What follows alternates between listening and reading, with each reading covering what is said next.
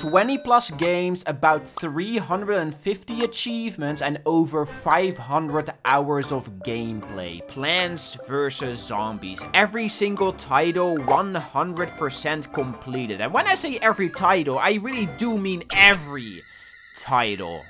Okay, well, there are some exceptions, like the Chinese ones, because I don't even know how to tackle that, man. Some of you might know that I absolutely adore the PvZ franchise. It is such a fun concept for a series with boundless possibilities, and they have genuinely done so many creative things with the IP. But at the same time, man, this series has been through a lot. From humble beginnings and expansive creative spin-offs to a sad and bleak modern day, pun intended. And I'm going to cover it all. The good, the bad, the stupid, but also the silly. Important to note though, this is not a Fall of PvZ video. There are already plenty of dog doo-doo videos out there on YouTube for you to consume. What I am going to do with this video though is simply go over the entire series and rank each game based on its enjoyment and difficulty to fully complete, aka 100%. This is the definitive PvZ Retrospective. Let's get started.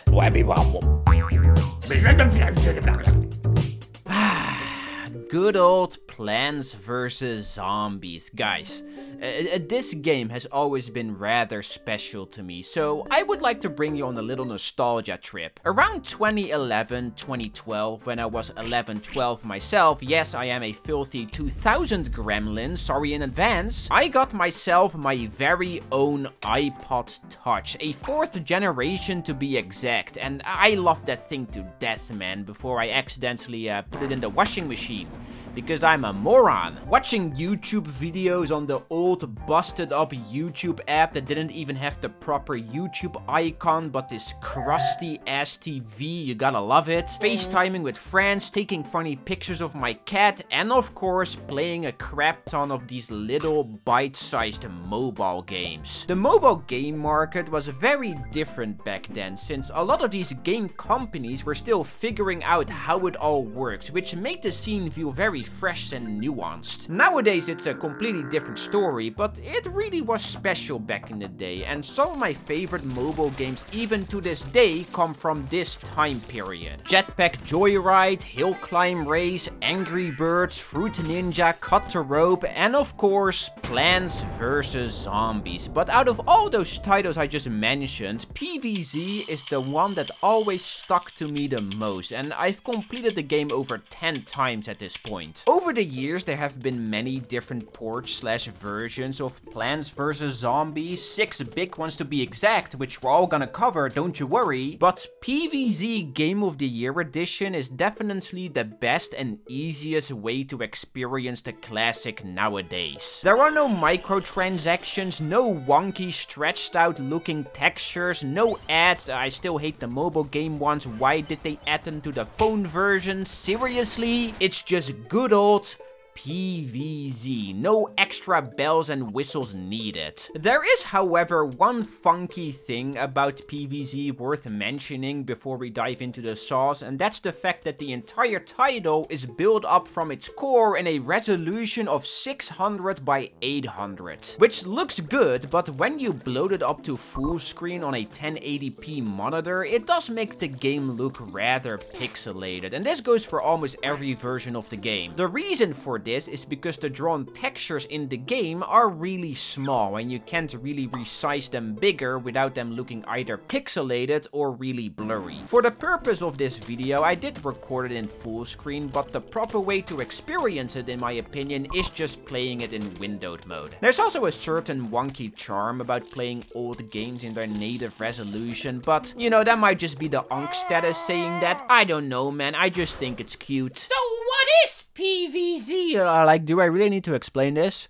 I feel like everyone already knows this. It's a tower defense game, but unlike the common formula where you have one big road you have to place turrets around, think of balloons for example, Plants vs. Zombies instead uses a rather unique and simple to grasp lane system. There are 5 of these lanes, 6 in the case of the pool/fog stage, and each one of them needs to be defended with plants, since zombies spawn on each lane and you can't move them to another. But the garlic, yeah, I know, but that's an exception. If a zombie manages to get through your defenses and reach your house, it's game over. Again, it's a very simple concept, and the reason why it got ported to literally everything is because it is such a simple title to play and understand. You start off with a pea shooter for defense and a sunflower to build up some economy, but throughout your playthrough you unlock more of these plants, like a snow pea that is more expensive but also slows down zombies. You also got a cherry bomb that can be used to get rid of a group of zombies quickly, or even a walnut that is basically a shield. Name a character that went through more pain than her.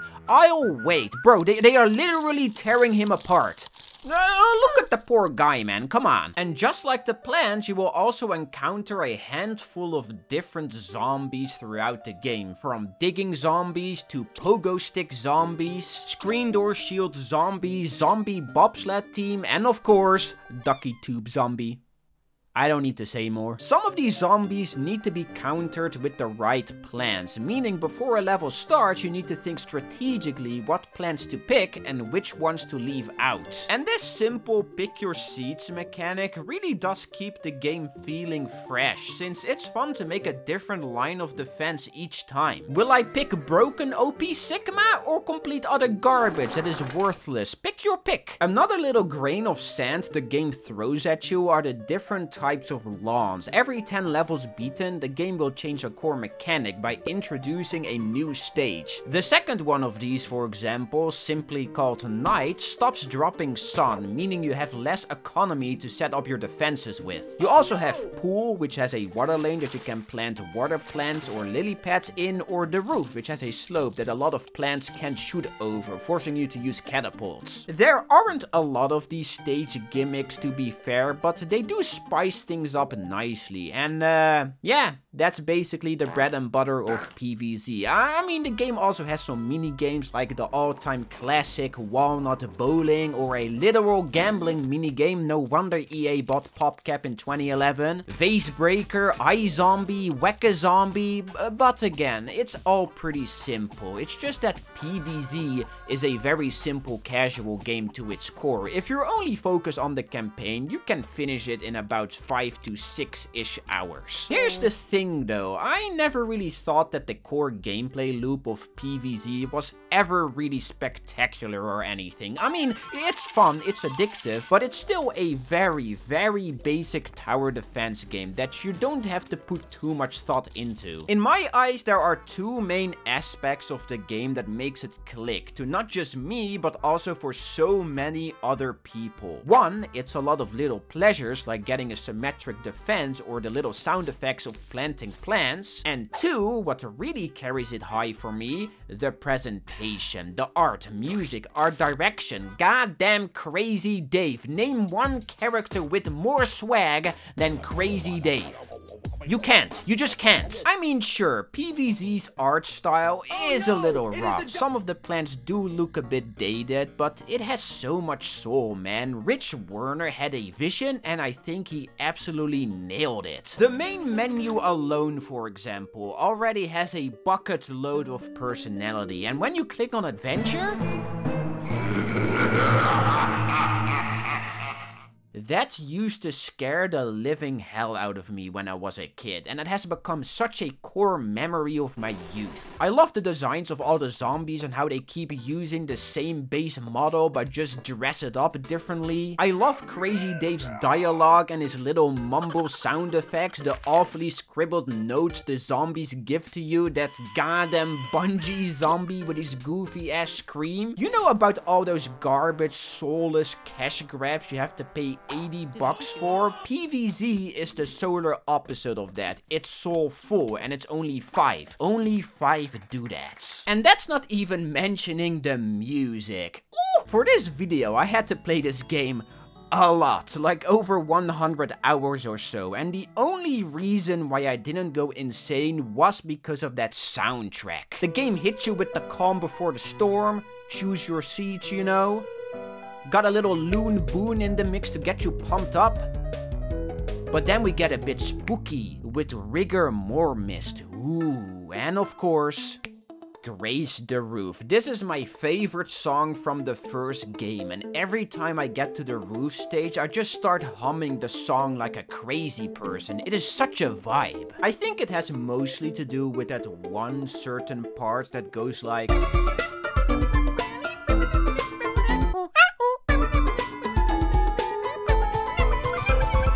It's just such a classic, man. The entire soundtrack is a bop. And then they end it with Zombies on Your Lawn, which is a little concert where the zombies are doing a bunch of snazzy dance moves. Mwah, what a way to end a game, man. God damn. Is it just one of the most charming little adventures I've ever gotten the joy of playing? I just can't help but love it to bits. Sure, it's not a perfect game. It has some minor flaws, but it's obvious that the creators poured their heart and soul into it, and it really does show. If you can play Plants vs. Zombies without any sort of emotion, not even some sort of smirk or smile on your face, then you need to get yourself checked, man, since you're nothing more than a dead, rotting corpse. Let's talk achievements, which I've actually already done in my big 100 games video, but I do think my opinion on the game's difficulty has lowered since then. Plants vs. Zombies Game of the Year edition has a total of 20 achievements, and most of them are pretty damn simple, like beating all the minigames or enabling mustache mode, which you can do by typing mustache in the main menu. Yes, I know, groundbreaking technology. But out of the 20 achievements, I think only 5 of them are really worth mentioning, like Cryptozombologist, which requires you to defeat the Yeti zombie, which appears in level 410 on a second playthrough. This one basically means beat the game twice on one save file, so it's just a little annoying. Tower of Wisdom requires you to grow this tree 100 meters tall, which is just a money sink. Thank God it's really easy to duplicate cash out of thin air. And then the 3 big ones, Immortal, China Shop, and Better Off Dead, which are all pretty self-explanatory. The hardest one of these is without a doubt Better Off Dead. iZombie Endless it is pretty rough, and you need some good luck on your side to get to wave 10. Overall, PvZ is just an awesome game that I think everyone should experience at one point in their lives. It is such a cultural point for the casual gaming scene, and although it's not super difficult, it does have a decent amount of challenge for the people looking for it, so I'm giving it a based enjoyment ranking with a challenging difficulty. It's just a good game. You should play it. It's fun. Before we start diving into the many other versions of PvZ, I do want to quickly talk about the original release that came before Game of the Year edition. It is basically identical, but with one big difference, and that's the dancing zombie. In case you didn't know, the dancing zombie used to look like this. It was originally a reference to Michael Jackson, since he had a song called Thriller where he himself becomes a zombie. Michael Jackson's response to him being featured in such an awesome game was to die. He died just under 2 months after the release of PvZ. He liked it so much that he became the very thing himself. I don't know if I think that's grim or funny. I'm kinda in the middle of it. Plants vs. Zombies Flash Edition, or Plants vs. Zombies Web Edition, is a demo version of Plants vs. Zombies cobbled together in the Flash player.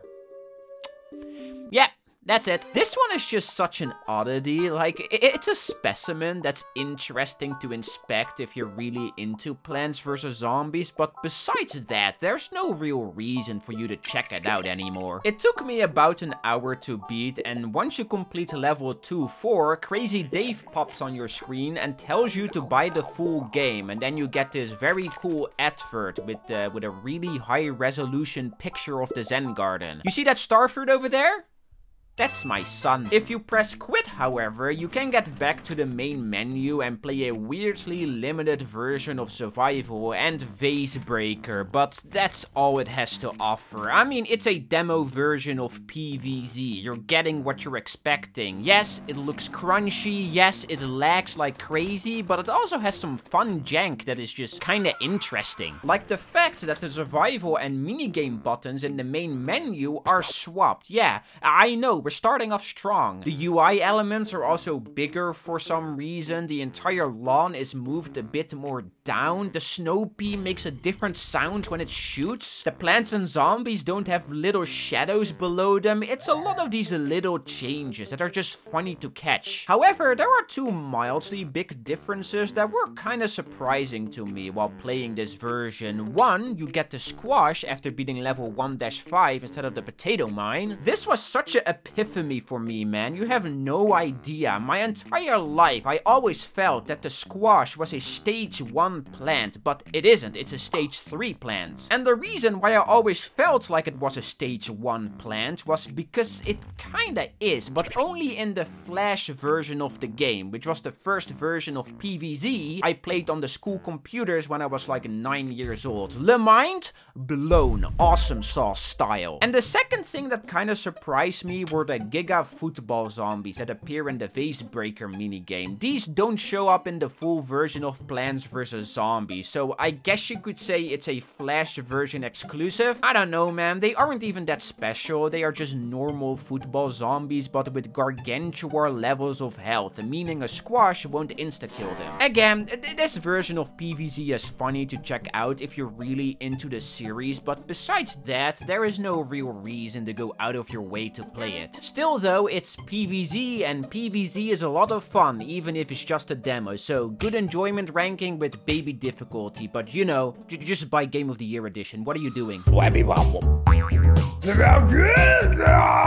Plants vs. Zombies Console Edition is a simple port of the original game on the 7th generation of consoles, Xbox 360 and PS3 to be exact. My condolences go out to all my Wii fans out there. This is also by many to be considered the definitive way to play Plants vs. Zombies, simply because this version is in widescreen. But I'm gonna blow your mind for a second, okay? Because all the main gameplay still happens in that same 600 by 800 pixel area from the PC version. Even the HUD elements are still in it. And I mean, don't get me wrong, the fact that the game is in widescreen is nice, and I really do like all the visual flourishes it provides. It's a neat add-on, it really is. However, because the game is originally made in a 3:4 aspect ratio in mind, certain details just haven't carried over well to this version, and sadly, it does peek through the cracks a tiny bit. Examples. When Crazy Dave pops onto your screen, he doesn't slide in from the side anymore. Instead, he just kinda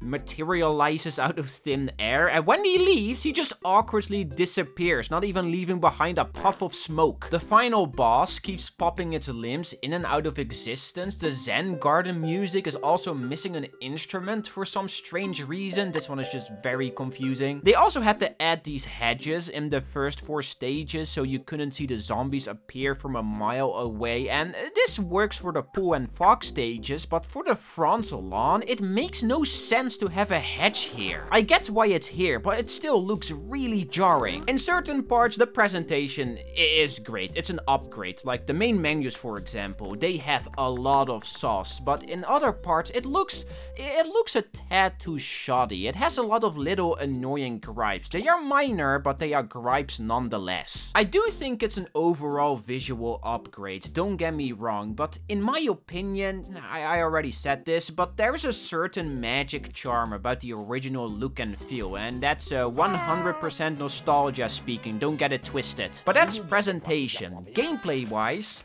this is just PvZ. Hell, it's a one-to-one recreation of it. Same plans, same zombies, same mechanics, same difficulty. All of it is just in widescreen. However, it does have a few minor differences, like the minigame It's Raining Seeds being replaced with an exclusive one called Heavy Weapon, which is inspired by another game PopCap made that goes by the same name. Not sure why they replaced this one though, but I'm guessing it has to do something with the controls. In this minigame, you play as a lawn mower. lawnmower that is positioned at the bottom of your screen, and you simply need to defeat zombies until, yeah, I mean, you've played PvZ before, I don't need to explain this. You can upgrade this lawnmower by making it shoot more peas and needles, and you realize quickly that this looks very hastily put together, to say the least. This thing is made out of a bunch of pre-existing assets, Frankenstein together like it's Zooble from the Amazing Digital Circus. It's a pretty fun minigame though, I liked it quite a bit. Decently challenging while having a fun gimmick attached to it, so thumbs up. And the other plus point this version has, which is probably as big of a selling point as the new aspect ratio, is the new co-op and versus modes. The co-op is very simple. Every campaign level and select bonus levels can be played with a friend in couch co-op. That is it, a very, very simple addition, but a welcome one, because playing any game with a bot is always a blast, and PvZ isn't any different in this department. Playing in co-op also gives you this little bonus ability that lets you butter zombies if you hover over them, which is really useful. And then, of course, the versus mode, which is a real standout. This mode lets one player control the plants like usual, while the other controls the zombies, pitting them against each other. Plants have to destroy 3 targets while the zombies need to reach the house. From what I've seen and read online, people really love this mode, and I can understand why. I played for a bit with Cyber and we had a good time. It isn't super special, but a fun time waster. But let's be honest, no matter how deep you dig into the cracks, this game is still just classic Plants vs. Zombies, but in widescreen and with couch co-op support. And it also has different achievements for some strange reason, but they kinda butchered these, if I'm honest. First of all, the hard achievements from the PC version are just not here. You don't need to kill the Yeti zombie, you don't need to do Ice Zombie or Vase Breaker or even the minigames. Hell, you don't even have to touch the minigames for 100% completion, which is really bizarre. This version has a total of 12 achievements, and most of them are kind of a joke, like planting 10 pea shooters. Smashing! The quote-unquote hard things you need to do are beat the campaign, unlock all the plants, grow this dumbass tree again, and probably the hardest one, alive and planting, for which you need to reach wave 40 in survival. Sounds difficult. It really isn't. Better Off Dead and China Shop are miles more difficult. There are, however, 2 other achievements that stand out, which are both connected to the multiplayer mode, and those are ZFFs Forever and Versus Versus Versus. For ZFFs Forever, you need to beat a game of Walnut Bowling in co-op, which is really easy, and for Versus Versus Versus, you need to go on a 5 winning streak in the Versus mode, which is also really easy because you can just cheese it. What's even the point of making new achievements for this version if they're all gonna be piss easy to get? I can understand these two, but planting 10 pea shooters? Why even bother? One somewhat cool thing about these achievements though is this screen right here, which will slowly evolve the more of them you'll unlock. Not sure why all of it is in 240p.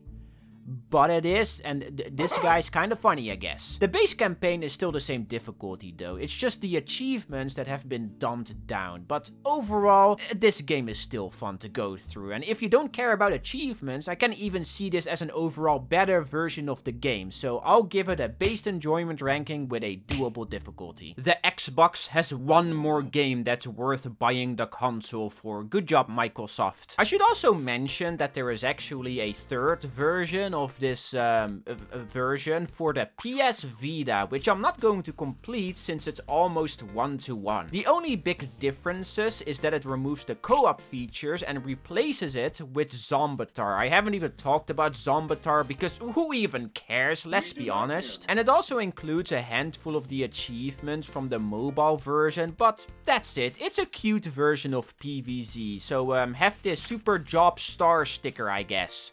Nice job. Nintendo might not have received the console version on the Wii, but at least they managed to get this clunky yet charming piece of junk on the DS. Masterful gambit, sir. This version of the game is just really silly to me. The biggest difference compared to the PC and even console version is obviously the look of it. Because the DS is a rather underpowered system and the screen of it is also pretty damn small, they couldn't just port the original version to it, and they had to downscale a big chunk of the game. Remake a lot of the sprites, redo some of the mechanics, remove certain aspects of it, that kind of stuff, and they did a pretty good job. It works, it's playable, it's very faithful, some of the sprites look charming, others not so much. The top screen is used to see a close-up of the zombies and does nothing else besides it, but I get it. The DS is a weird relic of the past, a piece of junk. It's a lovable piece of junk, don't get me wrong, but it's a piece of junk nonetheless. If we're talking about the whole package though, with all the bells and whistles attached to it, I mean, the game is just PvZ, but with big ass pixels. You get the same plants, same zombies, same lawns, but for some weird reason, it's also a tad bit more difficult. The Jack-in-the-Box zombie, for example, is a real ball buster. I feel like they explode way more often. The football zombie is also noticeably faster in both running and eating plants. The bobsled zombies, which in the PC version are whatever, but on the DS they are a menace, and it made the bobsled bonanza minigame pretty difficult to beat. And then on the plant side, some of these are just a straight downgrade compared to their original counterparts. The biggest offender is the cattail without a doubt, which on the DS is just worthless. On the PC and console version, this plant is goated, a real powerhouse. On the DS, however, I can't even kill a brown coat because the needles just kinda do whatever. It's missing more than hitting. What's the point? It's not all bad though, because there is one big thing the DS version has over the others, and that's the exclusive minigames. There are 4 of these, and the first one that you will encounter is called Heatwave, since it replaces Big Trouble Little Zombies in the campaign. My guess for this replacement is because the zombie sprites in the DS version are tiny, and you can't really make them even tinier without them looking like a jumbled up mess of pixels. Thus, they scrapped the minigame for this version and replaced it with a new one. In Heatwave, you only have 4 pea shooters, 4 lily pads, and 2 walnuts that you can move around the lawn freely. The catch with it though is that after a while, your pea shooters get exhausted from the heat, and you need to scream into your mic briefly to motivate them to attack, giving them a big buff. It's an okay minigame, not terrible, but it's just a little obnoxious having to scream in your microphone every 20 seconds or so. You also got Bomb All Together, which requires you to beat the minigame while only using 25 explosive plants. This one is pretty fun since it requires you to stall some zombies out before killing them, adding a little strategy to the mix. Home Run Derby requires you to hit 30 home runs before you get swarmed by basic baseball zombies. Fun idea, just not very well executed. It feels just a bit too clunky for its own good. And then finally, you got Air Raid.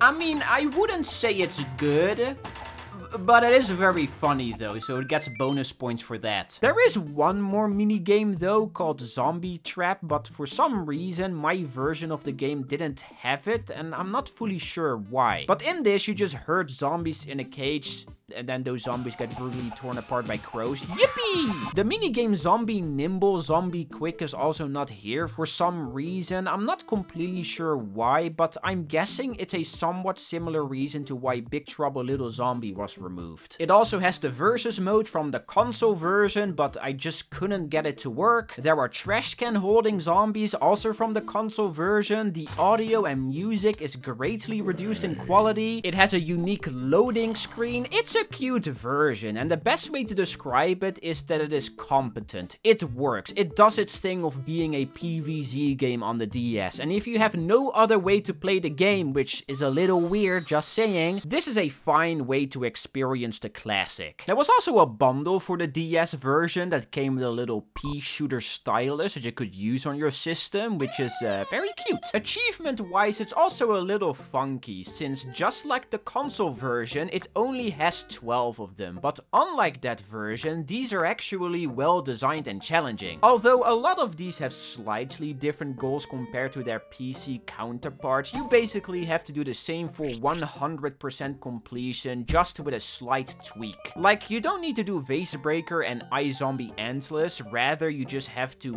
beat the main levels in the puzzle segment, but you still need to beat the campaign, do all the minigames, grow this stupid ass tree again, God have mercy, fill the entire almanac, meaning you have to kill the Yeti zombie again. I'm in an abusive relationship. It's almost one-to-one with the PC version, a tiny bit different, but still mostly the same, with one exception, and that is Street Team. So the DS has this system in place called Download Play, which allows you to connect multiple DS systems together for a multiplayer session, only using one copy of a game. The most popular example of this is Mario Kart DS, which if you joined through DS Play with that game, it made you play as a little shy guy. Here's the thing though, I played PvZ DS Edition on the Melon DS emulator, and there is a way to activate Download Play, but I was messing around for like 3 hours and I just couldn't get it to work, so sadly I had to throw in the towel. I did manage to play the game through wireless play, which is the same concept, but if both people have a copy of the game, but that doesn't count because it's this button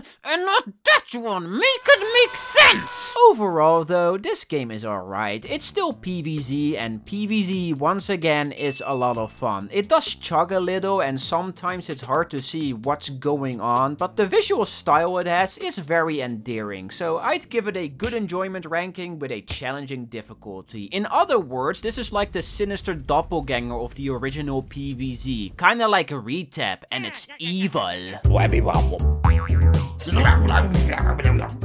Alright, now we are truly going to dive into the slime pit. If I would sit here and talk / complete every phone version of Plants vs Zombies, I'd think this video would unironically be double the length. You'd think there would just be two, right? An iOS and Android version, but you would be wrong, since there's also an iPad version, which is different from the iOS one. This one is also often called Plants vs Zombies HD, and it's actually one of the better versions of the game, rivaling even the PC and console ones. But they also got a BlackBerry version, a Windows Phone version, a Nook version. Remember the Nook? Because I sure didn't know what it was. A goddamn Kindle version. Let me repeat that. They made a version of PvZ for the Kindle.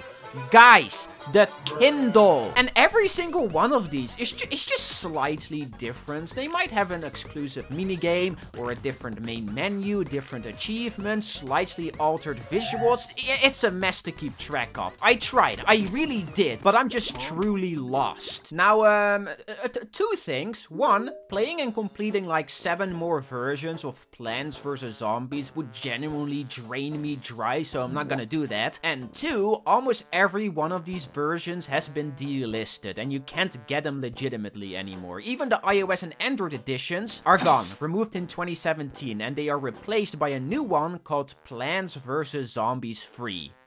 And yes, that title says it all. This version is crammed to the brim with a crap load of ads and microtransactions. Seriously though, what is wrong with you? How decomposed does your heart have to be to do something this evil? All the puzzles and minigame modes, for example, have to be bought with coins that you can buy in a crappy shop for no other reason than that EA wants to make more money. Oh, what is that? You don't want your gameplay experience to be ruined by a bunch of flashing icons begging you to watch shitty mobile game ads that do nothing but fry up your dopamine receptors? Well, too bad, because we have 3 of them on your screen. And oh, you just completed a level. Nice job. Here, have another ad. This version of Plants vs Zombies, it just makes my blood boil. And you know what the most annoying part about it is? This is the version that has the most fleshed out achievement list. I like getting achievements. You know me, just take a peek over at my Steam profile. And to be fair, there are some fun inclusions here. But why does the microtransactions and ad-littered crappy phone version need to be the one that has the most?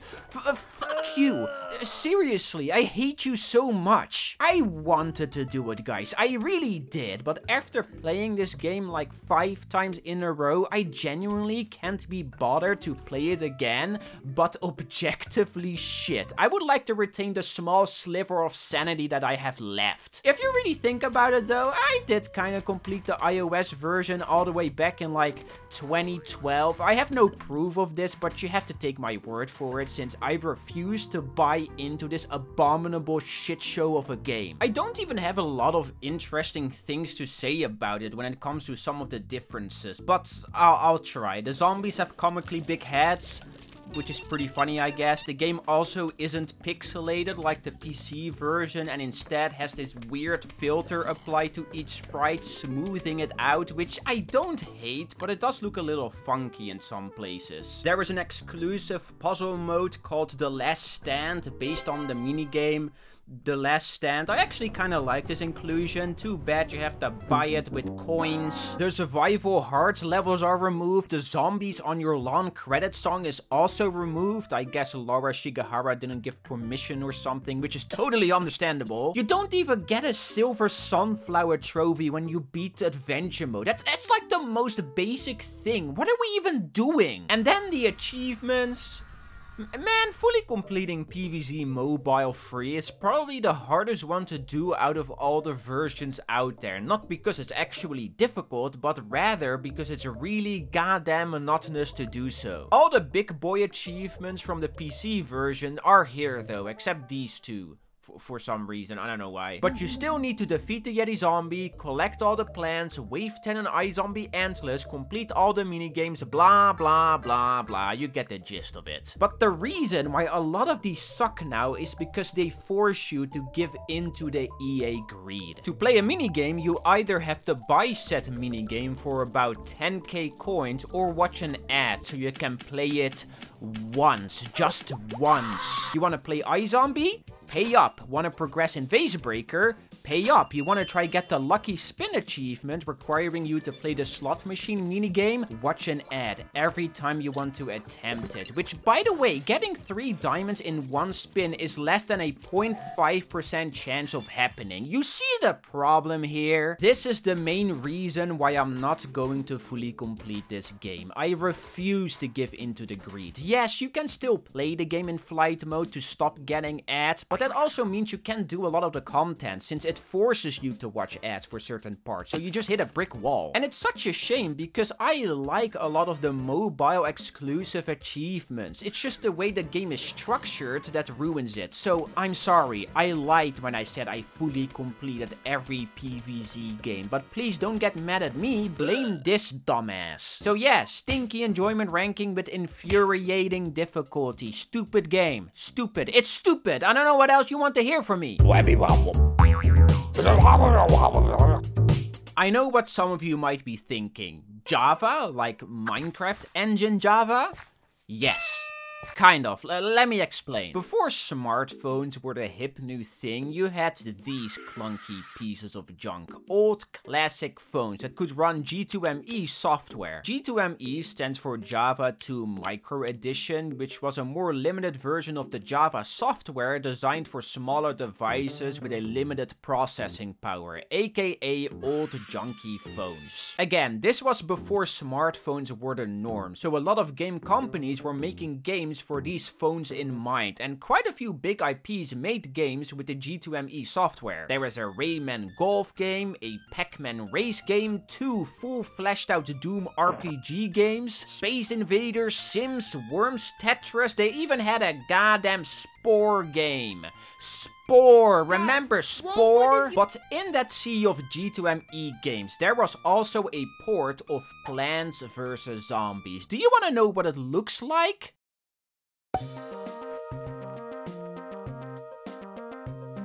It brings a tear to my eye. Yeah, this is real. This is a game that PopCap made, and as you can see, It's a masterpiece. Just kidding, it's horrendous. Now, to be fair, most of these old mobile games were kinda doo-doo poo-poo from the butt. But that was also kind of the point of them. They weren't made to be revolutionary or groundbreaking, but rather a way to give your little dinky phone something more to do. The funny thing is though, there are some good G2ME games out there. Plants vs. Zombies is not one of those. This is just a limited version of the game that is very hastily put together. They literally took the sprites from the PC version, heavily downscaled them, and crammed them into a 2 MB exe so you can play it on your Nokia. I don't know why you would want to play PvZ on your Nokia, but they released this game at the end of 2012.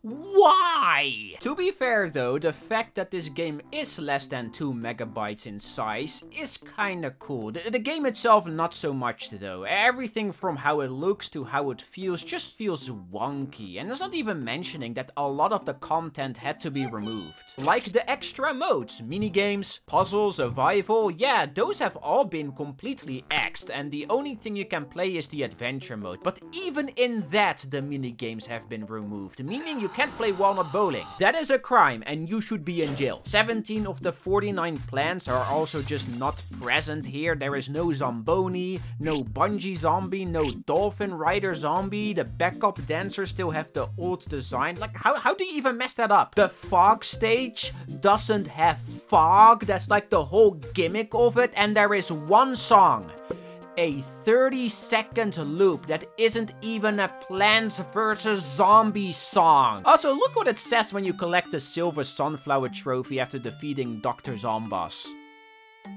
You have defeated the boss zombie.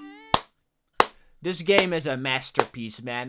Holy hell. And that's it. This is like the most nothing burger version of PvZ. I mean, it's funny to laugh at, but please don't go out of your way to play it. It's hot trash. At least the Flash version was somewhat interesting and polished. This is just bad. So stinky enjoyment ranking with easy difficulty. Only putting it in easy because the real challenge was trying to stomach it. And yep, that is every original Plants vs. Zombies game. I know I didn't complete literally every version, because that will be a task only the mentally deranged would be willing to take on. PvZ 1 was playable on literally everything back in the day. There's probably a Samsung fridge version out there somewhere, but I think these 6 are the ones of most importance. Every other version is barely any different and is also derivative of one of these. However, this is only the start of Plants vs. Zombies. The series went on to explode in popularity. The combination of a lovable, silly world with a simplistic yet addictive gameplay loop is what made people fall in love with it. I remember myself not being able to drop the game. I was glued to my screen, and if I knew what the series would end up turning into, honestly, 12-year-old me would have exploded out of pure excitement. But let's take a small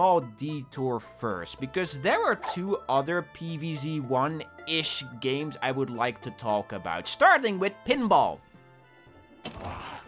Yep.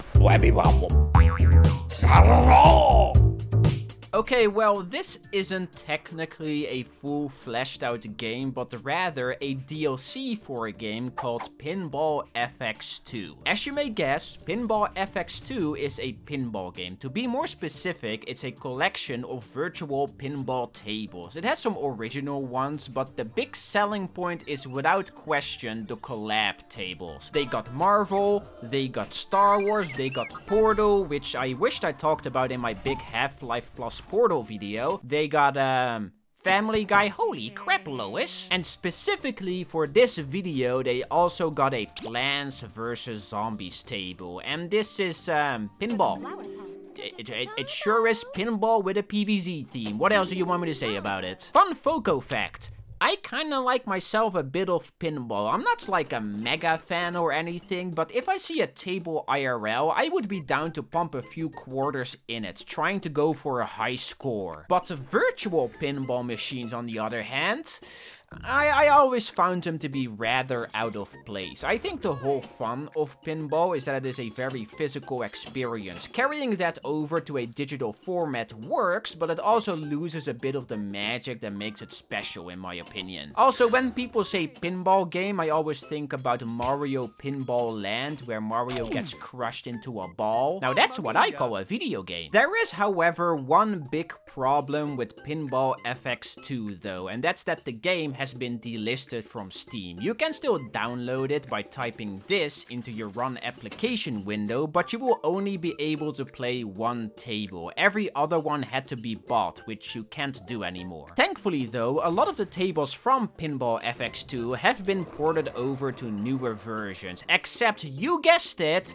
Plants vs. Zombies. The only way you can get it legitimately is by buying it on the PlayStation Store. That's stupid. Now, I kinda can't be bothered to whip out my PS4 that's currently rotting under my bed, so instead, I decided to do an unforgiving sin. I'm not gonna say what I did, but I think you know what I did. Look! It works! It's like magic! Wow! If Zen Studios, PopCap, or EA is watching this, please make this table easily accessible. I'd be happy to pay more money for it. The table itself though, it's alright. In my opinion, it is a bit too complex for its own good. There is so much stuff that can happen, and I find it rather hard and confusing to figure out what exactly triggers what. A guy online named Shoryuken to the Chin made a 27-page document explaining what everything does, which I read through its entirety and I still don't fully get it. This table is like the Dark Souls of pinball. This man needed 27 pages to explain everything. Let that sink in. The main gimmick of it is that there are waves of zombies that can attack, and you have to fend them off by flipping your pinball into them, earning you more points. You can also buy some plants to help you, which is cute. You can get different types of pinballs, like a frozen one that slows down zombies when you hit them. Crazy Dave's Twiddle Dinkies makes an appearance where you can buy even more upgrades. Digging zombies can appear. There's this little melon pult minigame you can play. Dr. Zombas is chilling in the corner of the board. It's a very faithful adaptation of PvZ in pinball form, which I do respect a lot. And what's funny about it is that this is also the first 3D appearance of the franchise, which I think is pretty neat. Again though, I don't really have a lot to say about it, but it's alright. I had some fun playing it, and that classic PvZ charm is very much still here. I would say go check it out, but you know, EA sucks ass. The table also includes 2 achievements. One of them is really easy. You just gotta activate the mail multi-ball, which you can do by spelling mail in this lane. And the other one, called Magic Taco, requires you to buy every item from Crazy Dave's Twiddle Dinkies. This one is pretty difficult to get, since it requires you to collect a lot of money. You get money by defeating zombies, but you get it rather slowly, meaning you have to play the table for quite a long time. And if you've ever played pinball, you know that it's kind of difficult, you know, really difficult. This achievement is very, very hard to get. Overall though, I like this pinball table. It's a fun addition to the roster. I just wished it was easier to access, because only being available on the PlayStation Store is so goddamn dumb. But I'd give it a decent enjoyment ranking with a hard difficulty, simply because of that Magic Taco achievement. It's cute. I like it. I wish I could say the same about the other one, but I can't, because this one is just baffling. Plants vs. Zombies The Last Stand, not to be confused with the Last Stand minigame from Plants vs. Zombies, very, very smart naming convention, guys, is a shooty arcade game. You know, the ones where you shoot at a screen with a little plastic toy gun. However, in this arcade game, you use a big mountable pea cannon that is used to shoot peas at waves of zombies.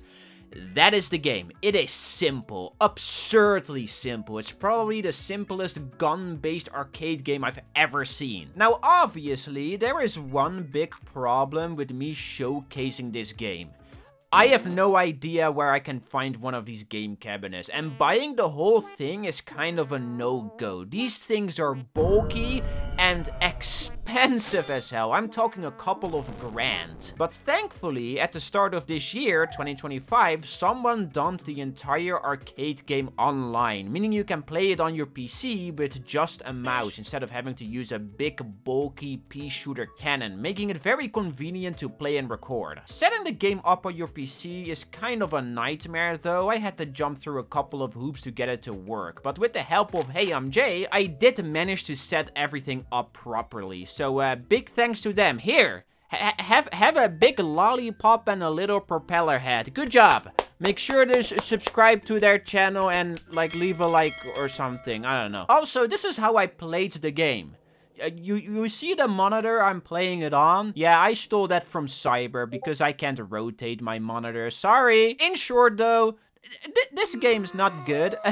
I mean, a lot of these ticket-based arcade games are usually kinda crap. By the way, yes, this is a game made for you to earn arcade tickets, the ones you can spend in a little gift shop. But the way these games are usually made is to look really easy in the demo videos when you walk past them, but then in reality are just unfair junk, designed in a way to make you lose relatively quickly. And in the case of PvZ The Last Stand, they just spam a bunch of zombies at you until you get overrun, getting about 2 minutes of gameplay until you have to cough up more money. And if you do decide to continue, doesn't matter if you won or lost, you get to play a new level. There's this little world map that flashes on your screen for a few seconds before a level starts, showcasing all the locations you can visit. It has your classic locations like the backyard, roof, cemetery, crazy golf. They got a goddamn Walmart level and a zoo. Ah yes, my favorite stage from Plants vs Zombies,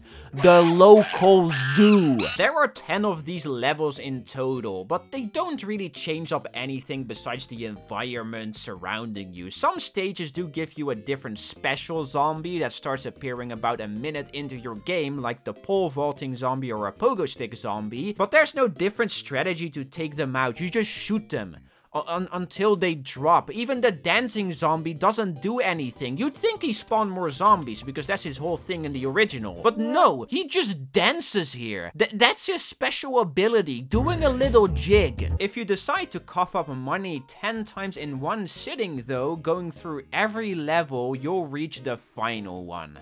Snow Mountain, which was the only level I was able to beat. These machines are usually kinda rigged in the arcade's favor, and they can tweak them behind the scenes to their liking. But on the settings I played on, I wasn't able to beat a single stage besides the final one. And once I did, I was rewarded with 100 tickets. Wowee. Yeah, that's the game. Yeah, not good. To be fair though, the local arcade is a very different environment compared to gaming on your PC. But still, man, the game is paper thin. There is a bit of depth with these balloons you can pop, which can give you a random power up. But that's the only depth between quotations the game has, and it doesn't really add a whole lot to the experience. In general, it's just kinda whatever. I don't hate it, but you don't see me go out of my way to play it. If I'm at the arcade, I'm playing the goddamn drums with the funny little mascot, okay? I'm not playing the PvZ rail shooter. It's not an awful game for sure, but it's not good either, so I'd give it an okay enjoyment ranking with baby difficulty. Alright, now we have really covered every PvZ1-ish game out there, besides the Chinese titles for obvious reasons. There are some other niche things like the PvZ Whack-A-Mole machine or the cancelled Zombatar game, but I don't think they are really all that important, and I also just kinda wanna move on. I've talked about PvZ1 for 50 plus minutes now, and we still have a lot of ground to cover, so let's continue our journey by talking about a PvZ game you can't play anymore. Plants vs Zombies Adventures. Out of all the games I'm covering in this video, this is sadly the only one I never had a chance of playing. There are a few other games later on in this retrospective that you can't access anymore, however, I still got to experience them in some way. Plants vs. Zombies Adventures is the only exception, since it was sadly only available for about a year, until it got shelved on the 12th of October in 2014. Hell, I didn't even know about the game's existence until it was closed, and that probably has to do with the fact that this was a Facebook game. Remember Facebook games? Farmville? Yeah, PvZ Adventures was kinda like that. Not per se a one-to-one copy, but it definitely took inspiration from it. Adventures in general is a very unique and rather strange entry of the franchise, since it takes a lot of what made the original title special and kinda puts it upside down, with the main change being going with a classic tower defense formula of enemies walking down a set path while you have to put defenses around it. There is a massive asterisk behind that sentence though. Facebook game. Again, this was a Facebook game, meaning you couldn't just rush through every level like a normal title, and instead you had to wait for your plants to grow so you could take them with you into a level. Some plants like the pea shooter only took a minute to grow, while others like the bamboo shoot took a whopping 12 hours. Imagine waiting 12 hours to play one level. Just one. You were also only able to bring 5 of each plant in a level, so the game was more about deciding where to place what plant instead of decking out your yard as quickly as possible. And later on in the game, some of these levels, they got difficult, like borderline impossible to beat difficult, so you were kind of forced to use VIP plants, which are just overall better versions of regular plants that you had to buy with real life money. Facebook game, everyone. Wowzers! There are many other bells and whistles attached to this title, like the brain ball game mode or the social aspect of it, but it's rather difficult to fairly review since I have no way to play it. I would have loved to do a proper deep dive into this game, but I simply can't. The only thing I can go off on are 12-year-old YouTube videos that are recorded in 240p quality. But like overall, if I'm honest, my no-nonsense opinion, the gameplay from how it sounds to how it looks, it doesn't seem too great. I'm sure there are some fun aspects about it, but the entirety of it just seems drenched in a rather predatory design philosophy. Having to pay 20 bucks for one plant is criminal. I can buy 4 copies of the original game with that. Who knows though, it might have been an untouchable masterpiece, a hidden gem in the rough that didn't get the attention it deserved. Probably not though. One aspect of the game I can review, however, are the aesthetics of it. I think PopCap absolutely nailed these. Instead of going the 2D route, PvZ Adventures went with an isometric approach, zooming the camera all the way out and giving everything a more chibi look while keeping the core visual style of the series intact. They also had a bunch of exclusive plants and zombies: asparagus, shamrock star, sweet pea, barrel zombie, ice block zombie, imposter zombie. They had a walnut called Hard Nut. How has Hard Nut not become a mainstay yet? The main idea of the game being a little road trip where you visit many different locations is also fun. It has some really catchy and uplifting music. There is a lot of good stuff here, and I would probably review it if I could. But you know, I can't. Ranking a game I can't play is also a bit futile, so I decided to make a new tier called Can't Play for games I can't play. Because I can't play them. There is a bacon tree in this game, by the way. It is often speculated the reason to why PvZ Adventures was shut down so soon was because of this game. Plants vs. Zombies 2, or how it was called back in the day, Plants vs. Zombies 2, It's About Time, because it was about time they made a proper sequel. Ooh, wonderful pun, Mr. PopCap, bravo! These two titles, though, they were only released 3 or so months from one another, and because PvZ 2 was outperforming Adventures like crazy, they decided to pour all their resources and manpower into this one, leaving adventures to slowly die. That's the theory at least. And you know what? I can't really blame them for doing this, because first of all, Facebook games were kinda dying. You can't even properly play the original Farmville anymore. And also, PvZ 2 was and still is a massive success. Even today, it's sitting at the number 15 spot in the adventure category on the iOS store. Why is Hello Neighbor here though? Like, who invited you? Now, there are also two ways to view PvZ 2. One, the way the game was originally meant to be played and seen. Or two, modern PvZ 2, which... holy hell, did they absolutely demolish this title, which is such a shame, because there is a good game here. A really fun, well-crafted, and faithful sequel to the original PvZ. It's just covered in goop. A crap ton of disgusting, slimy, stinky slop. What they did to PvZ 2 is kinda similar to what they did to the mobile version of PvZ 1, but so much worse. Here's the thing though, PvZ 2 is still only available on mobile devices. There has never been a console or PC port, unlike the original. Meaning the only way to play it legit is to play the shameless cash grab version that you can get on the Play or iOS store. And this version, it just sucks. It's unapologetically greedy and poor in quality. I really do want to fairly review PvZ 2 though, but it's hard since the game has changed a huge amount since its initial launch, so I decided to split it up in two.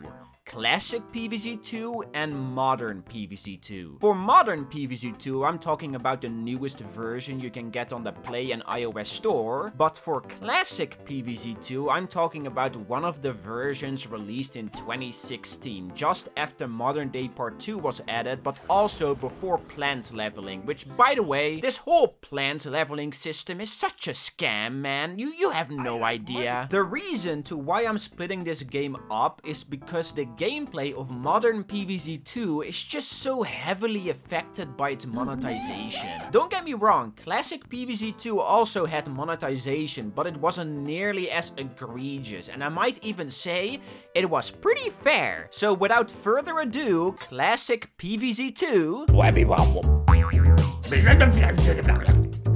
is a very charming and wonderful addition to the PvZ franchise. Seriously though, I think that classic PvZ 2 is a pretty good sequel that really does live up to the highs of the original. It for sure doesn't reach the peaks of it, but it's good. This is, to put simply, a fun game with a lot of creative new additions that spice up the gameplay loop nicely. It's also about 5 times bigger than the original. There is a lot of content in this game. The main selling point of PvZ 2 is visible within its old tagline. It's about time, which wasn't just a play on words for saying that it was about time they made a sequel, but also that the game is literally about time.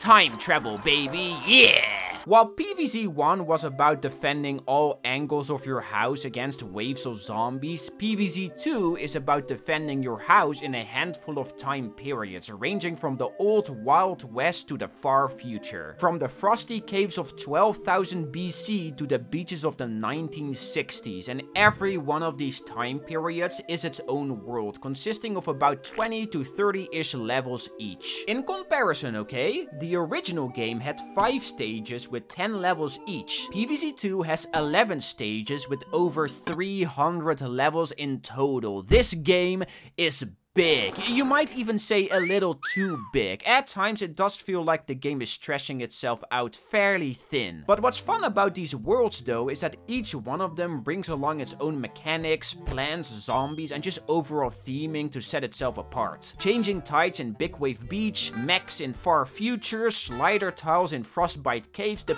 piano zombie in the Wild West. This is the best addition in this game by far. Neon Mixtape Tour's whole gimmick is that depending what music is playing, it will buff certain zombies. This is a really fun world, probably one of my favorites. There are so many unique and creative mechanics in this game, so many fun plans, wacky zombies with interesting abilities, stage hazards that make every world feel unique from one another, and that's not even mentioning plant food.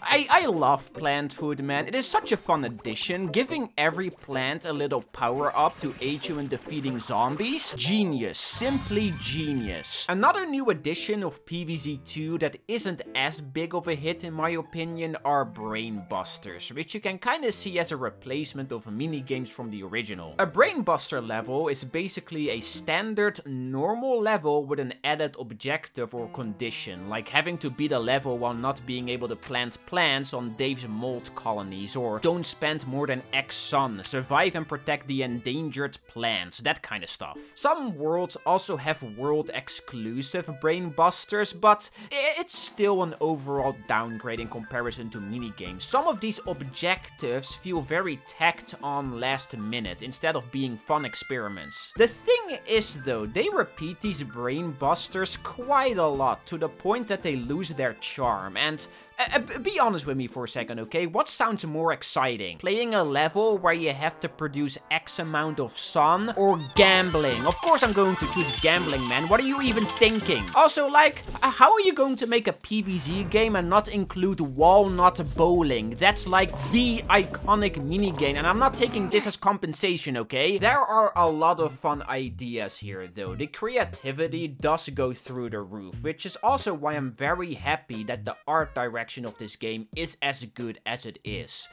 Dude, PopCap has hit it big here. Don't get me wrong, okay? The original game's presentation is timeless and I will forever cherish it, but the sequel, they did such a great job trying to stay faithful to the original while giving everything a nice fresh coat of paint. I especially really like that every world has their own zombie variations, their own brown coats, imps, gargantuars, all wonderfully themed to their respected world. The main menu, although not as charming as the original with the big tombstone, is still oozing with a lot of style. I still kinda miss the old PvZ2 map, if I'm honest. Crazy Dave also got a makeover. The fact that they kept him in the exact same pose as PvZ1, I don't know what it is, but I just love that detail. The aura that radiates off him is impeccable. And then the music, the background art, the plant animations, the whole presentation package of PvZ2 is just great. PopCap really hit the nail on the head perfectly, and all I can truly give are compliments. The game also includes a handful of quality of life changes / features that are quite impactful to the overall gameplay loop. Like a 2x speed button, zombies flashing red once you get close to your house, you getting a bit of sun back after digging up a plant, or being able to launch a lawnmower by tapping on it. However,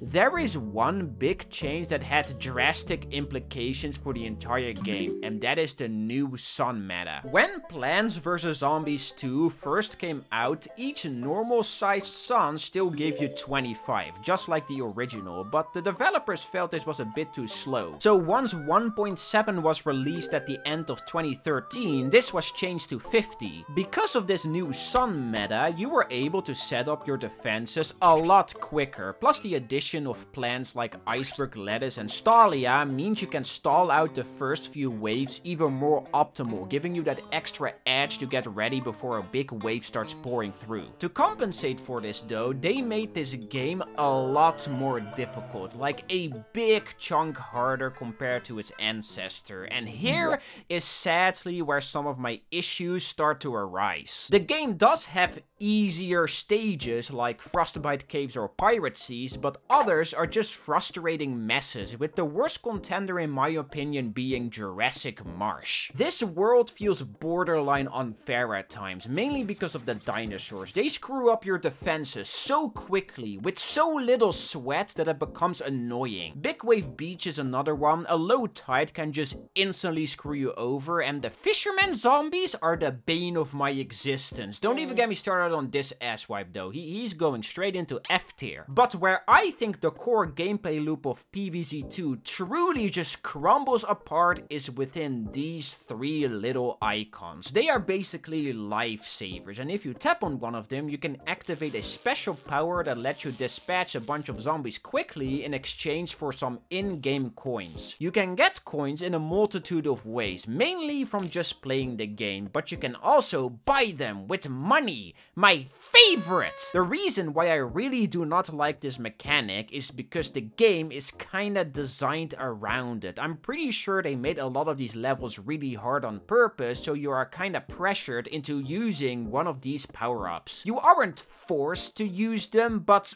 what do you think little Timmy is gonna do when he has almost beaten a level and a stray zombie is almost at his house? Yeah, he's going to click the big flashing red button in the corner of the screen to beat the level instead of trying it again. The doy. I somewhat get it though. This is a free-to-play game and they need to make money somehow, but I still find this whole mechanic rather strange since they already had a monetization method in the form of premium plans. I still don't like this, don't get me wrong, I would rather just buy a game outright, but at least it doesn't take away from the main gameplay loop. This actively does, and it soured my enjoyment of the game quite heavily. If they tweaked this game just a bit, made the worlds more compact, I think 30 plus levels per world is a lot. 20 is a nice amount in my opinion. Balanced the levels out better, got rid of the microtransactions and the stupid power-up system, put it on the PC and, I don't know, charge 30, 40 bucks for it. I think this would have been a fantastic game, but sadly, it's a free-to-play mobile game that's never really able to show off its full potential, and I think that's a bit of a shame. I don't think PvZ 2 is an awful game though. Hell, I think it's actually pretty fun. It's just kneecapped for the sake of making more money, which just sucks. But still,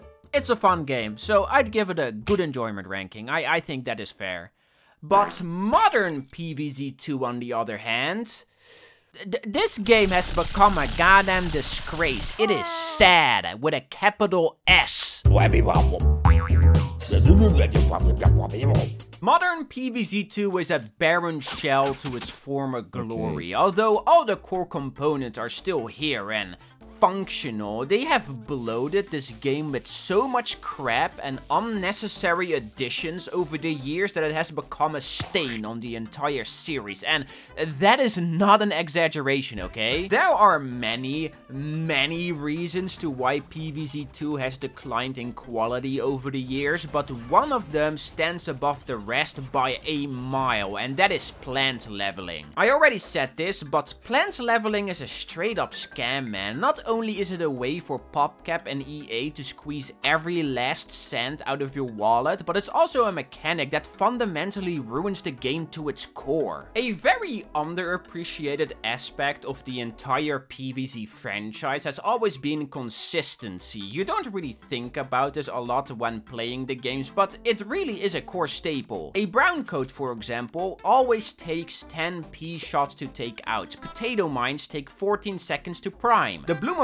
always shoots through 3 enemies. Blover is a 50-son plant. Gargantuars throw their little imp body always around half health. Each plant and zombie has a consistent amount of health, damage, cost, recharge time, mechanics, projectile velocity, you name it. Plant leveling ruins this entire aspect of the game, and that consistency is thrown out of the window so the corporate suits at the top of the company can buy an extra yacht that they won't even use. Let me put it in some terms that is easier to understand. So, a normal pea shooter deals about 20 damage a shot, right? For a brown coat, this means 5 hits for them to lose their arm and 10 hits for them to die. Well, if you level up your pea shooter by buying seed packets for an insane price, mind you, and manage to hit level 20, that pea shooter can deal a whopping 120 damage a shot, meaning you can 2-hit a brown coat. A melon pult doesn't even deal that much damage. So imagine max leveling your melon pult. The system is broken. It's so ass. This entire plant leveling mechanic objectively obliterates that delicate balance of the game and turns it into a sloppy power creep pace that just ruins it from a fundamental level. And the worst part about it is, you can't revert it. Once you level up a plant, there is no way to go back to their original stats. Again, that delicate balance of the game ruined for a yacht that isn't even going to be used. Thank you, EA and PopCap. Thank you. Just because of plant leveling, I'm putting this game into the stinky enjoyment tier, but that's not even everything they ruined, because they also filled this game to the brim with ads. Every time you beat a level, watch an ad, just like the mobile version of PvZ1. Wow, my favorite! You can stop getting ads, however, by buying something in the shop. So for this video, I did buy the Power Lily, and then like, I never used it. Lol. Actually, discard what I just said, because they recently changed this. And if you want to get rid of ads now, you need to buy a $5 a month subscription. What an absolute disgrace, man. It's never enough for these guys. They also added 2 new modes, Arena and Penny's Pursuit, and both of them just reek. These are modes designed for you to spend money, quietly trying to make you buy seed packets. That is their only purpose, and it sucks. I do not recommend playing them. Limited time events are now a big thing. You know, you gotta have that FOMO. They always had piñata parties, which were also a sort of limited timed event, but these were very well done, rewarding you with a fun cosmetic outfit and nothing more. But nowadays they just give you seed packets because fun isn't allowed here, it doesn't make enough money. And then finally they also added a lot of new plans over the years, like a lot of plans. Besides the fact that all of these new plans are premium plans that you have to buy with money, they also just, they look off, right? Like they don't have the same art style as the base ones. Well, that's because this game is no longer maintained by PopCap Seattle, but instead by a studio in India named Slingshot Studios. Now, I have nothing against my homies from India, okay? But it's clear that this studio doesn't understand PvZ2's art style, and a lot of these plans, like I'm sorry, but they just look bad. They don't fit in. I was praising PvZ2's art style before. All the base plans and zombies, I think look great, but most of these new ones though, just look off, like they come from a different game. And this goes for every other quote-unquote new thing they add. It always looks a bit crummy and clashes with the original art style. One of the limited time events, for example, was a Rome-inspired world, and just look at the Zomboss introduction animation. We aren't even trying anymore, man. Also, this game does not need to have 200 plus plans. Like, this is absurd. Did we really need Bada Boom, an over-pressurized bulb of boiling butter? Is this Plants versus Zombies or Butter versus Zombies? Get the hell out of here, man. PvZ2 has just rapidly declined in quality over the years, to the point that I can no longer really recommend even installing it. If you're interested in playing PvZ2, please, for the love of God, play a version from 2016 and not this cash-hungry modern version. This one is going straight into stinky enjoyment ranking. It's bad. Bad game. Now, I know that this part of the video has been structured rather differently compared to everything that came before, and well, that's because PvZ2 is just a strange specimen to talk about and review, and this also continues when talking about the achievements. Yes, PvZ2 has achievements, but if I'm wholeheartedly honest, they are kinda babies, since it's mainly just completing the main adventure mode with some side objectives, like using time warp 3 times in the same level, or completing a level where the fisherman zombies don't hook your plants. However, a few of these achievements stick out from that mold, and those are the Vasebreaker achievements and Sasquatched. I didn't really talk about this, but yeah, Vasebreaker is in PvZ2. No iZombie though, so I'm sad, but the Vasebreaker that's present here is very faithful and a lot of fun. All you need to do to get these 4 achievements though is beat all the Vasebreaker levels and then reach wave 30 in the endless mode. Now, reaching wave 15 in the original PvZ to get the China Shop achievements was one of the more difficult things to do for 100% completion. So hearing you have to get to wave 30 in PvZ2, double that of PvZ1, made me quiver a bit, but I did it on my first attempt. Maybe I've just played too much Vasebreaker over the years, but I didn't think it was that difficult. Probably has to do with the fact that you get a bunch of plant food and some sun that you can use to buy cherry bombs, making it quite a bit easier. Don't get me wrong, Pottery Trainer is definitely one of the harder achievements from PvZ2. But Sasquatched is the real star of the show, since sadly you can't really get this achievement legitimately anymore. To get Sasquatched, all you need to do is kill the Yeti zombie. In PvZ 1, you did this by playing the adventure mode a second time on a save file until you reach level 410, where you would be able to kill him. However, in PvZ 2, they turned the Yeti into a daily activity that rewards you with some coins. The way it would work is that each day the Yeti zombie would spawn in a random level. Go to that level, defeat the Yeti zombie, and you'd get the achievement. Easy peasy Yeti squeezy. However, they removed this for no real apparent reason. I don't know why. If you play an older version of PvZ 2 though, you can still get this daily Yeti event, but the older versions of PvZ 2 don't support Google Play achievements anymore, meaning this achievement is almost impossible to get. I did find people online say that the Yeti zombie can spawn in a random limited time event throughout the year, but it's really vague when that exactly is, and going off a random rumor is kinda stupid. So my achievement list looked like this: 74 out of 75, and guys, you know me, I don't leave games uncompleted. This is like my thing. I had to cook up a plan. I refused to leave this game unfinished. So I decided to go back to Hey I'm Jay, the person that helped me set up PvZ The Last Stand on my PC, asking if they might have a solution.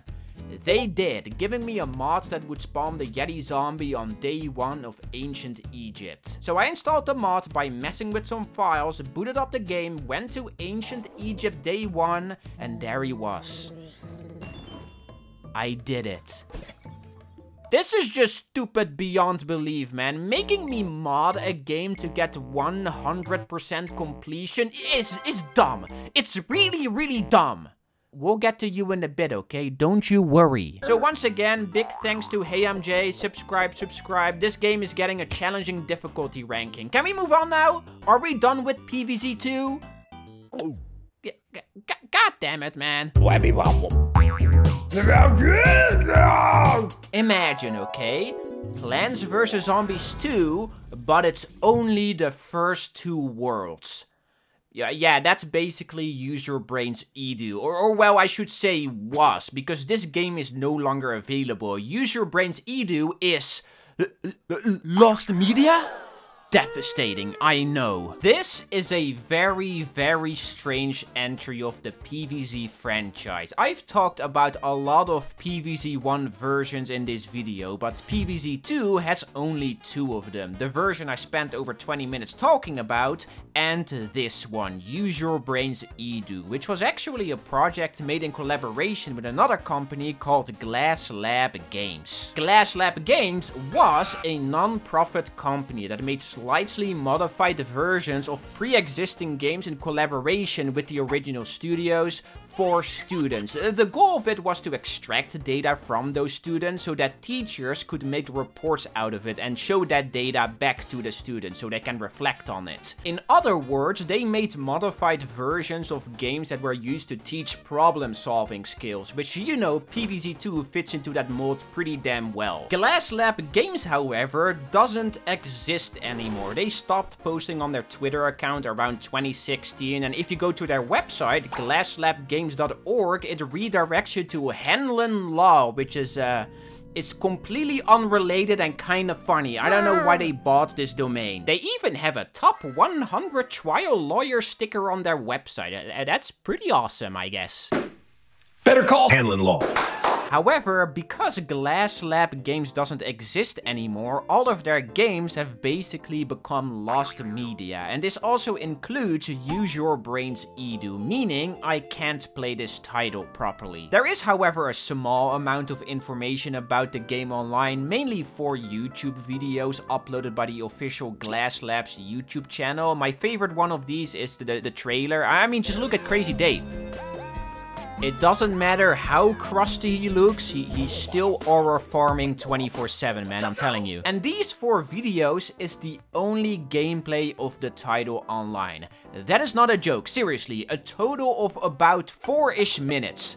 that is it. There are, however, some other bits of information about this game floating around on the internet, like this random article and this Glass Lab trophy, which I'm guessing you'd got for beating the game. But like I said, all that this game really is the first 2 worlds of PvZ 2. You did have access to the plans from the Wild West and Far Future worlds, which is something, I guess. Those stupid power-ups were also removed, but besides that, everything else seems to be identical. By the way, and this is really funny, that article I mentioned, that was written by Dean Takahashi. If that name sounds familiar, well, it's the guy responsible for that god-awful Cuphead gameplay from 8 years ago.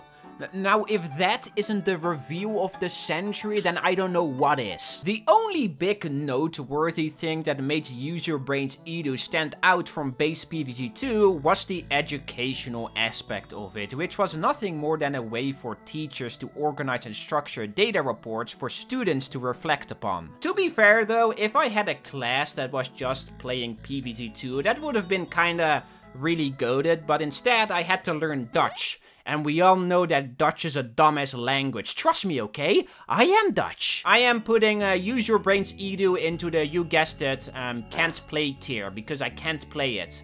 But you kinda can, because it's just the first 2 worlds of PvZ 2, so go play PvZ 2. I don't know, man, this is a weird game. Plants vs. Zombies Garden Warfare is one of the weirdest video game franchise pivots I've ever seen in my entire life. Going from a low-stake casual tower defense game to a full-on 12v12 class-based third-person shooter is such a wild and absurd direction to take the series into. But even if it seems like a moronic and stupid idea on paper, dude, it doesn't just work, okay? It really, really works. This game is a gem.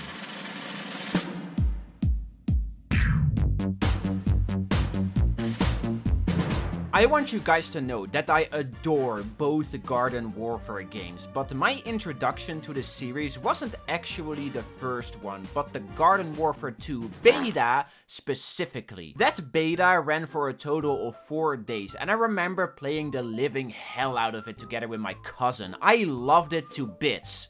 But then it ended, and Garden Warfare 2 wouldn't release for another month, yet I wanted more, so I decided to get the prequel. And you can actually see this in my Xbox achievement log in 2016. The first Garden Warfare achievement I earned was on the 22nd of January, 4 days after the Garden Warfare 2 beta ended, and the last one I got was on the 16th of February, a week before the launch of said sequel. And I should add, I didn't just dabble with the game, okay? In that month, I was addicted to it. I even managed to get myself some of the harder to obtain achievements, which we will definitely talk about later, okay? Trust me, I got some words to say about those. Now, for this video, I didn't play the console version of any of the 3 PvZ shooter games for a multitude of reasons. Mainly this one, because this is just a scam. And while thankfully all 3 of them are still playable on PC, Garden Warfare 1 is definitely the most dried up. The reason for that is really simple.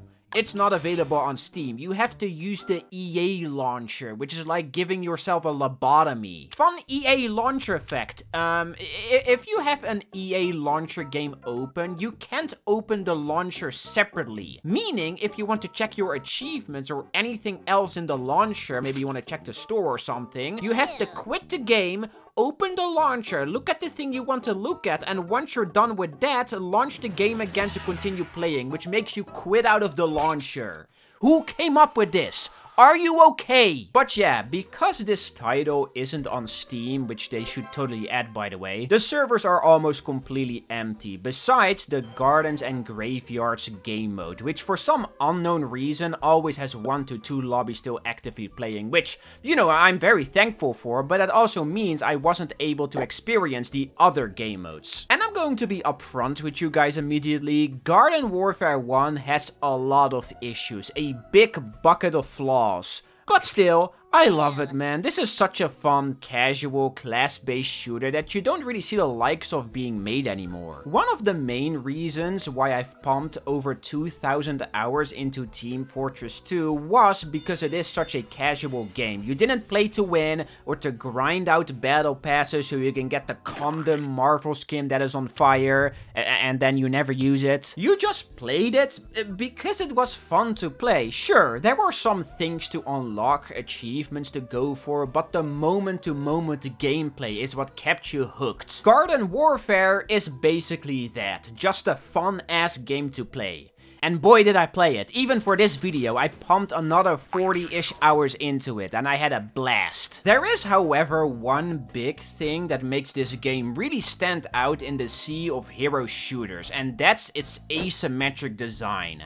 Still, to this day, I haven't really seen any other game tackle the genre the way Plants vs. Zombies did. What I mean with asymmetric design is that each team, Plants and Zombies, aren't on an equal playing field. They both play very differently, which adds a unique, charming spark to the gameplay. Basically, each side has 4 classes. The Plants has the Pea Shooter, Sunflower, Chomper, and Cactus, while the Zombies has the Foot Soldier, Scientist, Engineer, and All-Star. And all of these classes fill a certain playstyle. Cactus is a sniper, All-Star is a big buff tank, Sunflower is a support healer, and the Foot Soldier is a general damage dealer guy. I don't know. And what I think really perfects this is how these classes together form a team that makes the Plants play more defensively and the Zombies offensively, which is just a wonderful way to stay faithful to the original PvZ game. They also all have 3 unique abilities, like the Foot Soldier has a rocket jump that lets him get an easy vantage point. The Sunflower has a TF2 medic heal beam. Engineer has stun grenades, blah blah blah. I really don't need to go over every ability. I feel like every time I watch someone review this game,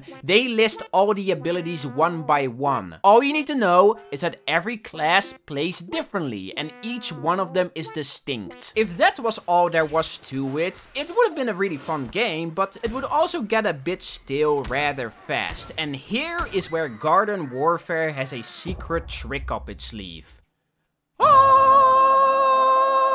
I wholeheartedly believe that character variants are the sole reason why this game is still relatively active to this day, even after a decade of being left to rot in a ditch, and it makes sense. It's a really simple concept, so imagine a class like Foot Soldier, but instead of having a little paintball machine gun, he has a big cannon that shoots single round explosives, or the Chomper, but instead of chomping, he sprays fire that deals damage over time. That's basically character variants. They are variants of characters. Crazy concept. Not all of these variants are on an equal playing field though, like Shadow Flower for example just shoots a bit faster. That's it, but others are complete makeovers, offering you a wildly different way to play. There are a total of 68 variants, including stock, 8 for each characters, with 4 of them having an extra 9th one, because, for some weird reason, Garden Warfare did collabs with Aquafina and Cheetos. They just straight up have Chester Cheetos as a playable variant, and you know what? I'm all for it. You also don't have all of these variants unlocked from the start, only the stock ones, and the way you unlock more of them is by buying sticker packets in the shop with coins you can earn from playing the game. You can also buy them with real money, but you'd have to be unbelievably stupid to do that. I kinda like how this is structured though. You play the game, get some coins which you can spend to unlock snazzy new variants and cosmetics to pimp up your squad. Just look at my Sunflower.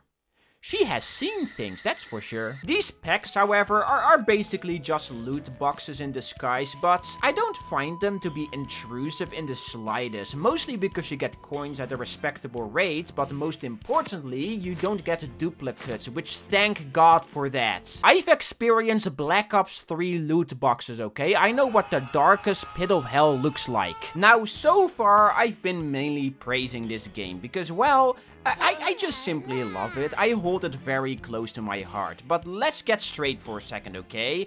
I would be lying if I said it was perfect. Garden Warfare does have issues. My biggest issue with the entire game is without doubt how health regeneration works. Yeah, it's kinda ass, if I'm honest. Only making the player regenerate health up to half is a cute idea on paper, trying to push people to play the healer classes more. But most sweaty little gremlins like myself find playing damage-centric characters more enjoyable, so everyone ends up walking around with half health, making splash variants extremely oppressive and rather annoying. This is why Toxic P should be burned on a stake. Balance in general is also completely out of whack. Some variants are ultra mega doo-doo while others wipe entire lobbies. Certain map sightlines are unfair beyond belief, and combining that with head glitching creates a very unpleasant playstyle to play against. Like, come on, man. What am I supposed to do here? The leveling system is also just, it's pure garbage. The challenges you get are just so unnecessarily specific that it makes you question your entire existence. And the overall movement feels quite clunky and rigid. Again, this game has flaws. Are you kidding me? But here's the thing, okay? Even if it has a lot of issues, the main gameplay loop that is present here is just so much fun that you kind of forget about its problems. The game in general, it's just such an amusing, chaotic hellhole that is just a blast to jump into, with fun gameplay, zany characters, and a fantastic presentation. To put simply, I adore Garden Warfare's art direction. While PvZ 2 went kinda stupid mode with its theme, going the whole time travel route, Garden Warfare, which came out half a year after PvZ 2, decided to keep it more grounded and faithful to the original game. You aren't going to Mayan temples or take part in some 1980s music concert. No! Garden Warfare fully takes place in my all-time favorite time period / location. Modern suburban America. Meaning these turf fights are taking place on the playground, in tree houses, golf courses, random neighborhoods, and just simple gardens. I mean, it's called Garden Warfare for a reason, you know? I love the stupid dancing scarecrow at the point, whistling earworm happy music. The final point of Walnut Hills has coconut cannons shooting tall nuts down a hill that you have to dodge, kinda like that one really iconic minigame from that one game I forgot the name of. There is anti-plant propaganda graffiti all over the different maps. The engineer has its fat ass crack out for literally no reason. The scientist has a variant called Marine Biologist who uses a dolphin as a weapon that shoots anchovy. They even paid Snoop Dogg to promote the game, making him post on Facebook that the dolphin gun is one bad motherfucker. And I can't really blame him. Put down the shotgun, pick up a dolphin. And just the overall contrasting theme of the plants being all happy and lush with different types of flowers and vegetation surrounding them, while the zombies look borderline depressed, like they are taken over by the soulless technology they use, while at the same time not having a single trace of plants' life in their vicinity. They really took the theme from the original game and expanded upon it, and they did such an amazing job. And honestly, I can go on and on about the presentation of this game, but to keep it brief, again, I love Garden Warfare. It's just such a wonderfully weird, funny, and lovable little casual PvP shooter. I don't think it has the same replay value and polish as something like a TF2 or Fortnite, but this is still a fun as hell game, which the likes you don't really see being made anymore, which is a bit of a shame. But still, Garden Warfare is a gem. All EA has to do is put it on Steam, stop being stupid, and just do it. It's free money for you guys.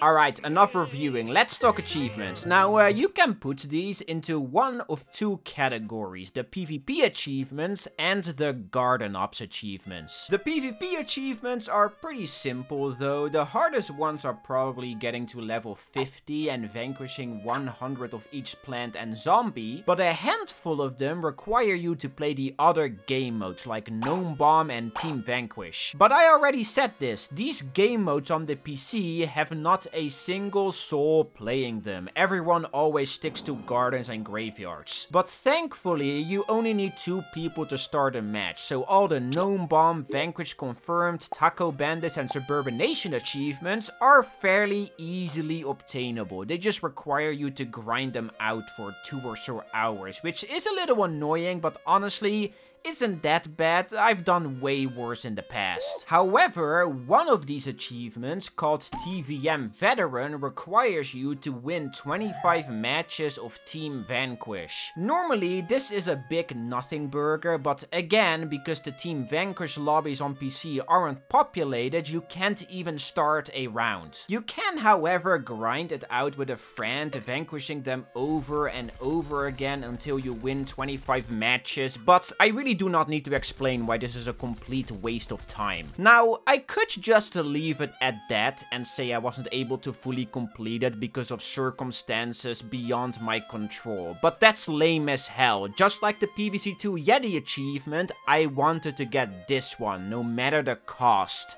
and thankfully I came up with a plan. Garden Warfare 1 Discord event! That's right, I decided to host a Garden Warfare 1 event in my Discord, discord.gg/foco, nudge nudge. The goal was really simple, play 25 matches of Team Vanquish.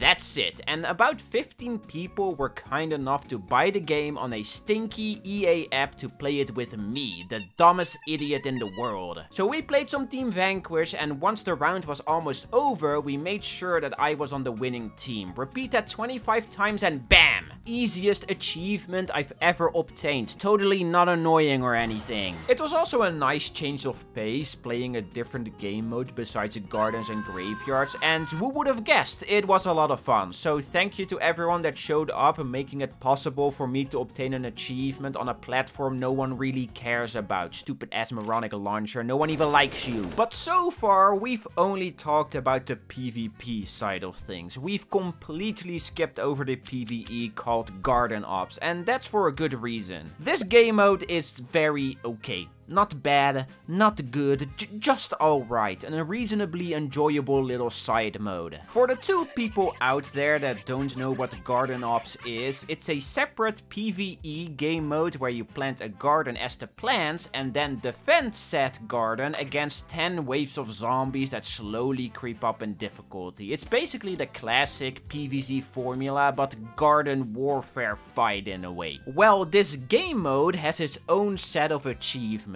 Most of them are again pretty simple, like defeating the different types of bosses and completing the mode on an X difficulty. However, one of them, which I alluded to before, is so moronically stupid that I'm genuinely stumped they added it.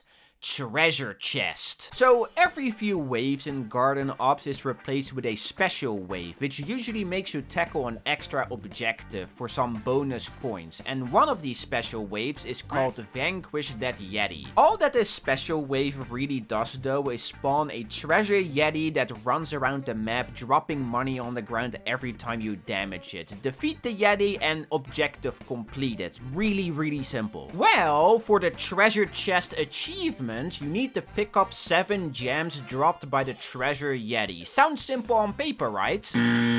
First of all, you need to get the Vanquish That Yeti special wave, which is completely random. It can take multiple hours to get it, and when you get said wave, the treasure yeti isn't guaranteed to drop a gem, and you need 7 of these. I'm not taking the piss when I say this, okay, but this achievement took me a whopping 10 hours of grinding to get. It was mostly just AFKing, waiting for the treasure yeti zombie to spawn, doing something else on my other monitor, but this is just so stupid, and it isn't even difficult, just boring and pointless. But after wasting an entire day, I did get it, and now I can say I got all of them, all 65 Garden Warfare achievements, and I can't even show them off on my Steam profile because it's still stuck on the EA launcher.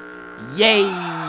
But besides these 2 hurdles, the rest of the game is pretty simple, but most importantly, fun. This game is fun. It's really, really fun. So I'm giving it a great enjoyment ranking with a hard difficulty. Now, I know what you might be saying. Only great? I thought you said you loved Garden Warfare, which is correct. But there is another title that does it just a bit better. And I really don't think it needs an introduction.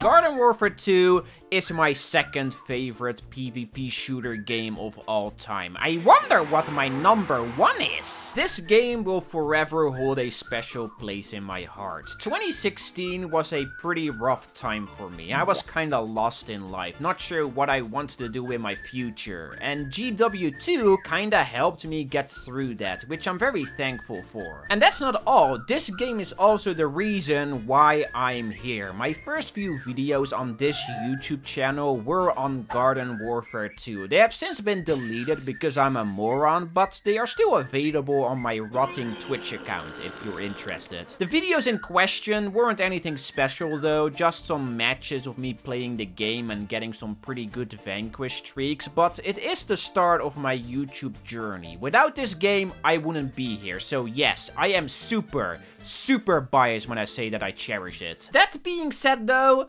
Garden Warfare 2 is basically Garden Warfare 1, but better in almost every aspect. It plays smoother, it's more content rich, there is a gun cosmetic called the Goon Rider, like come on now. Going over every aspect of it though would be kinda pointless, since I already did that in my Garden Warfare 1 section. All the things that make that game great are here, but just more polished, refined and grand. I mean, the tagline of this game is bigger, better, bigger. It's literally just an expanded version of the first game. The biggest thing that carried over from GW1 though are the 8 playable classes with their corresponding variants, besides the collab ones. May you rest in piss, Chester Chomper. But besides that, all the game modes are also here, even Taco Bandit in some strange mutilated form. Garden Ops makes a return, now letting you play the mode as zombies. Even the leveling system is here, but it's actually good and not complete dog water. And on top of that, there is also a lot of new stuff. The main menu, for example, is completely replaced with the Backyard Battleground, a little hub world where you can mess around with your friends, try out variants and do some side activities and story content. There are a dozen of new maps replacing the ones from GW1. That asymmetric design from the first game is still here, but now you can play gardens and graveyards reversed, making you attack as the plants and defend as the zombies. And a bunch more, but without sweat, the 2 biggest additions are the 6 new playable characters and a dozen of new variants, bringing the total amount from 68 from the original game up to 121. Jesus Christ, man. I've played this game for over 300 hours on my Xbox One back in the day, managed to reach level 3000 or something, and I didn't even touch every variant. 121 is absurd.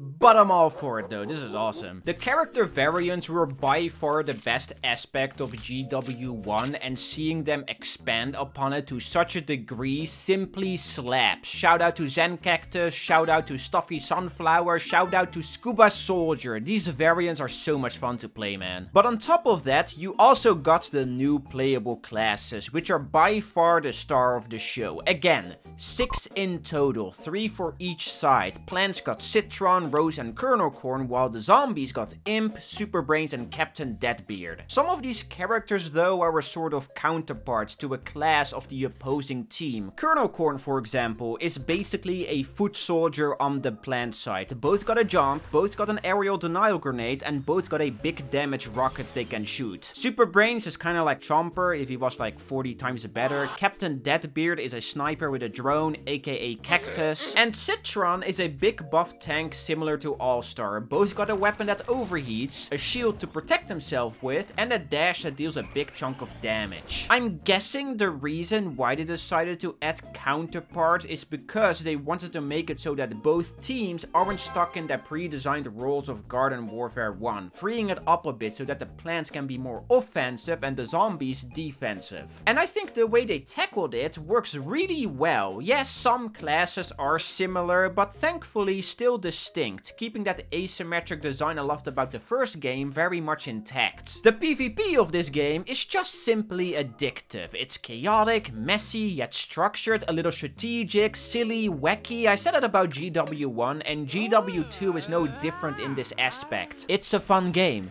And you know, when it comes to one of these, what more do you want? One final gameplay aspect I do want to talk about before we continue is the leveling system. Every time I see someone review this game, they kinda skip this aspect of it, and I don't think people truly understand how much replayability this simple little bar in the bottom of your screen provides. The leveling system in Garden Warfare 1 sucked ass, okay? We all know this is the truth. I showed this bonk choice sprint tackle challenge 2 times so far, but I truly think it perfectly shows why the system was so horrifically flawed. No one has ever killed a bonk choi with a sprint tackle, okay? If you say you did, you are lying. You are a liar. Thankfully though, Garden Warfare 2 completely overhauled the leveling system. There are still challenges for you to complete, but not only are they doable and not unnecessarily specific, but they grant you these little pins that multiply your XP up to 2 times if you have enough of them. And the way you get XP is simply by playing the game, getting a vanquish, capturing a control point, reviving a teammate, talking to a fish.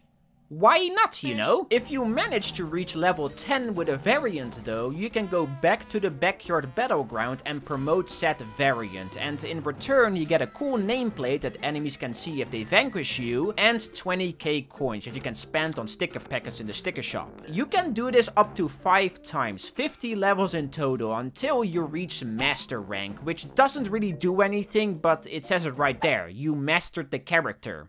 Good job. Each level also bumps up your overall player level by 1, which you can see on the scoreboard. So this whole leveling system is basically a sort of show-off thing. It tells the player you vanquished how much you've played a variant, but also the entire lobby how much time you've pumped into the game. And because each variant only has 50 levels, it forces you to play the other ones. You don't have to. If you want, you can just stick to a variant you like, but I think this is part of the fun, trying to master as many variants as possible. Again, on the Xbox, I was almost level 3000, managed to master like 55 or so variants, and I had a blast doing it. It's such a small, simple little thing, but man, is it underappreciated. I really like this aspect of the game. You also unlock character upgrades at certain levels, and some of these are absolutely broken. Don't you ever dare to mess with a scientist that got the damage upgrade, okay? He will demolish you. But that's gameplay. In short,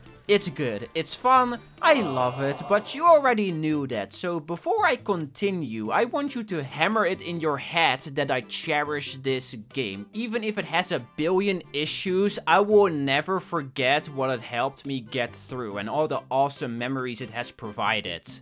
With that being said, I have a lot of annoying little gripes with it. Let's talk about cosmetics first. Bro, what the hell happened here, man? What the fuck is your hat? it's cool, it's cool. Piece of shit. It's cool, man. Wait, can you stand still for a sec? Yeah, it's cool, man.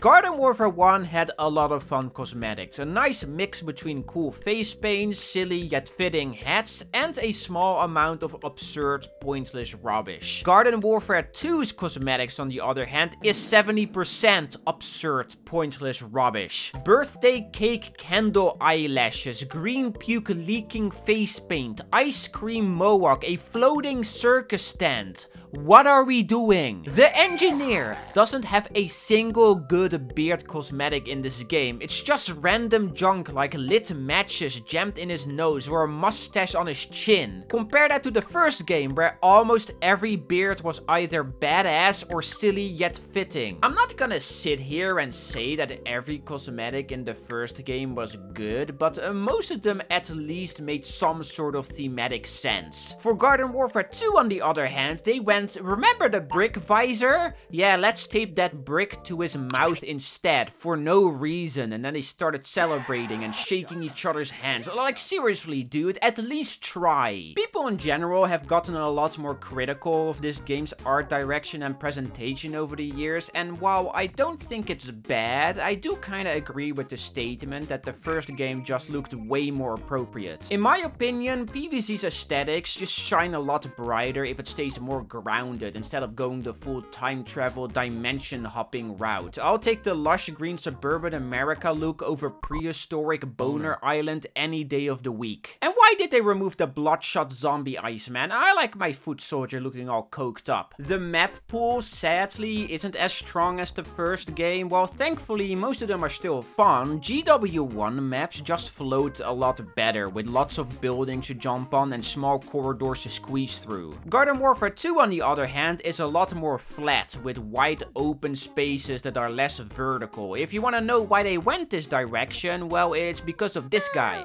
He's big and fat in his mech, like that one YouTuber I forgot the name of, but everyone always makes fun of him.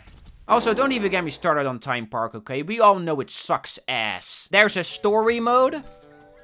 Yeah, I think that explains how I feel about it, but I do like the Chomper Pizza delivery minigame. Legendary variants are a fun addition, but they made them stupidly rare to obtain on purpose and then try to sell them to you through multiple $10 DLCs. And then finally, my biggest issue with the game: hackers! Yay! Well, this is very much a PC issue though, but every once in a while you will get a hacker in your lobby that just kinda ruins the match for everyone. It isn't nearly as bad as the TF2 bot crisis, but it's still annoying when you encounter one because you can't really do anything about it, so you have to either stomach it or leave and find another game. Just like Garden Warfare 1, this game has its own set of drawbacks, but at the same time, it improves so many aspects of the core gameplay loop, like the half health regeneration mechanic, completely removed, and now you can regenerate up to full, and even when you're shooting. A lot of the abilities feel less clunky to use. Chomper's Chomp is way more responsive. Models and textures from the first game are improved. The introduction of shared vanquishes is really simple, but genuinely genius. And the music? The music in both of these games slap, man. Loon Skirmish?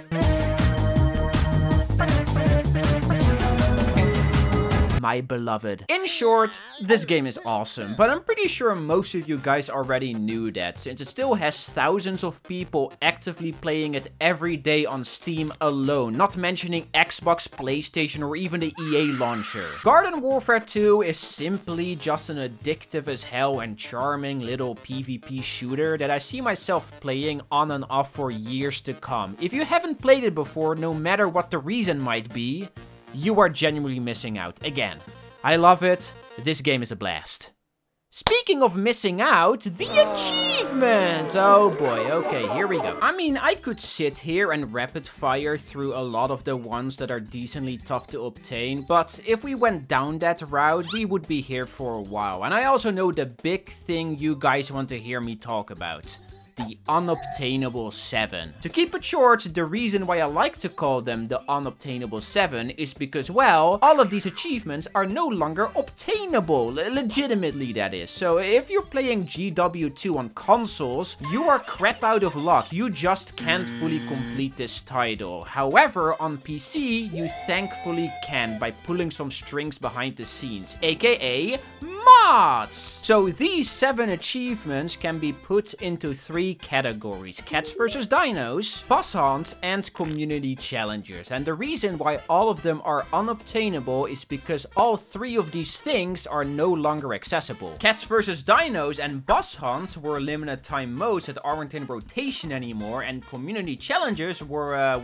they were community challenges. Hit X amount of vanquishes as a community and get a reward. But these are also not being done anymore, making all 7 of these unobtainable. Funnily enough though, I did get most of them on my Xbox back in the day, but the only way to unlock them these days is, like I said, with the usage of mods. So let's go over how I managed to obtain all of them, starting with Cats vs Dinos. For Alright Meow and Open the Door, Get on the Floor, all you need to do is win a match of the Cats vs Dinos game mode on both sides. And if you use these 2 mods, you are able to load up a match in the multiplayer portal and play it with bots. Pretty simple. For the 2 community challenge achievements, Team Player and Together We Win, there is sadly no real way to do it legitimately anymore. Thus, you have to use this mod that will pop the achievement for you if you vanquish a wheat and brown coat in the backyard battleground. Again, it kinda sucks that you can't get this properly anymore, but this is the only option. And then last but not least,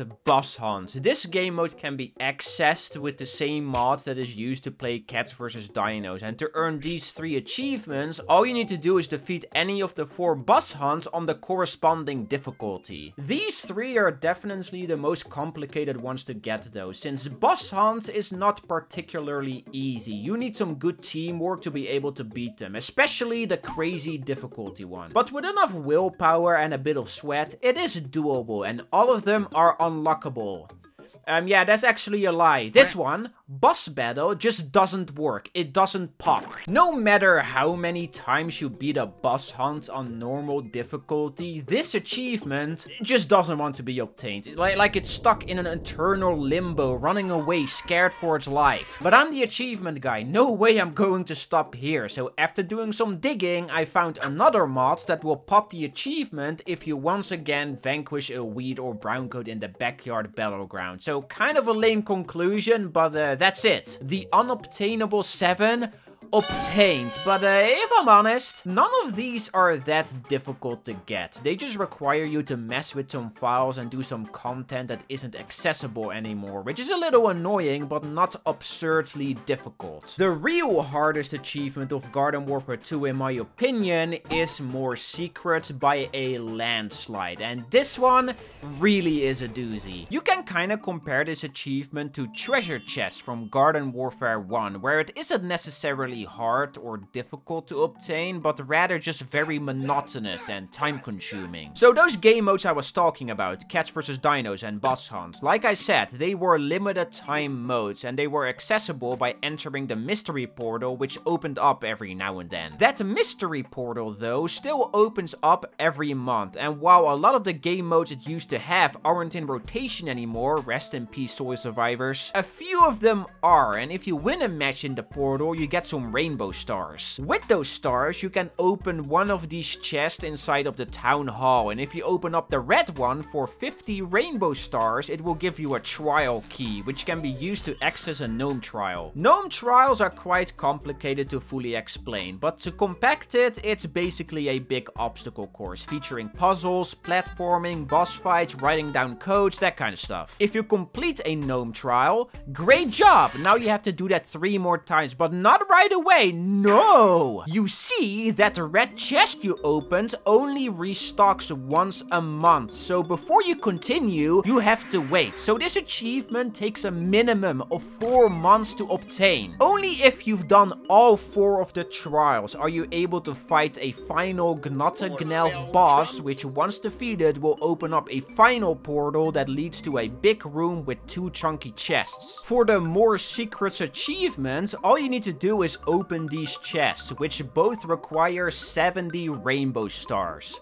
140 in total, so go back to the mystery portal, play the stupid dumb game mode that is currently in rotation. Why the hell did they decide to go with Launathon? Are you okay? Farm 140 rainbow stars, open the chest, and you get the achievement. It's a journey and a half, okay? Like take a chill pill, dude. To be fair though, the rewards you get from opening these chests, besides the neat little icon you can display on your Steam profile, is really cool. 2 brand new classes. Not variants, full fleshed out classes. Torchwood and Hovergoat, which both are a lot of fun to play. And let's get the facts straight, okay? That's the only important part. Even if this game is kind of a disaster to fully complete, wasting your time, making you mess with the mods and collecting pointless golden gnomes for a hat you're never going to use, the core gameplay, just like GW1, is fun. That's the best way I can describe the Garden Warfare series. F-U-N. It's fun. It's for sure not the most polished or grand game, but I love it, and I always will, so I'm giving it a based enjoyment ranking with an infuriating difficulty. If EA only didn't make my Xbox account inaccessible for no reason, thanks for that, guys. Ooh, do I just love modern gaming? Okay, yeah, this game is very strange. Plants vs. Zombies Heroes is often considered by many to be the black sheep of the PvZ franchise. And in case you don't know what it is about, this is a PvP card game. You heard me right, card game. You select a hero which has access to 2 card classes, make a deck with 40 cards out of those classes, and then battle it out against people online. I've never played Hearthstone before, but this is basically Hearthstone but with a PvZ twist. It was also released only about half a year after Garden Warfare 2, and if you're wondering how they managed to release 2 pretty sizable games so close to one another, well, it's because these 2 titles are made by different studios, both still called PopCap but located in different places. Heroes was made by PopCap Seattle, the studio that made the original PvZ game and the sequel, and Garden Warfare 2 was created by PopCap Vancouver, aka the studio that was in charge of the PvZ shooter games. And funnily enough, these 2 titles have quite a bit of shared DNA, like 4 of the playable heroes from PvZ Heroes are playable classes from Garden Warfare 2. To be fair though, this shared DNA goes further than just GW2. You can view Heroes as a sort of PvZ celebration, a game filled with dozens of fun callbacks and references to what came before. This is probably my favorite part about this game, all the cute little references to older PvZ games. They got the Gloom Shroom, Octopus Zombie, Plantern, there are 4 different Yeti cards plus a Yeti hero. They got the Tactical Cuke from Garden Warfare 1, which is a card that literally just nukes your entire board. Captain Flameface, Guacadile, Foot Soldier, the stupid weeds from GW2 are here. They even have PvZ Adventure schmuck here, like the Imposter, Sweet Pea, and Coach Zombie. It's awesome. And of course, my one and only GOAT,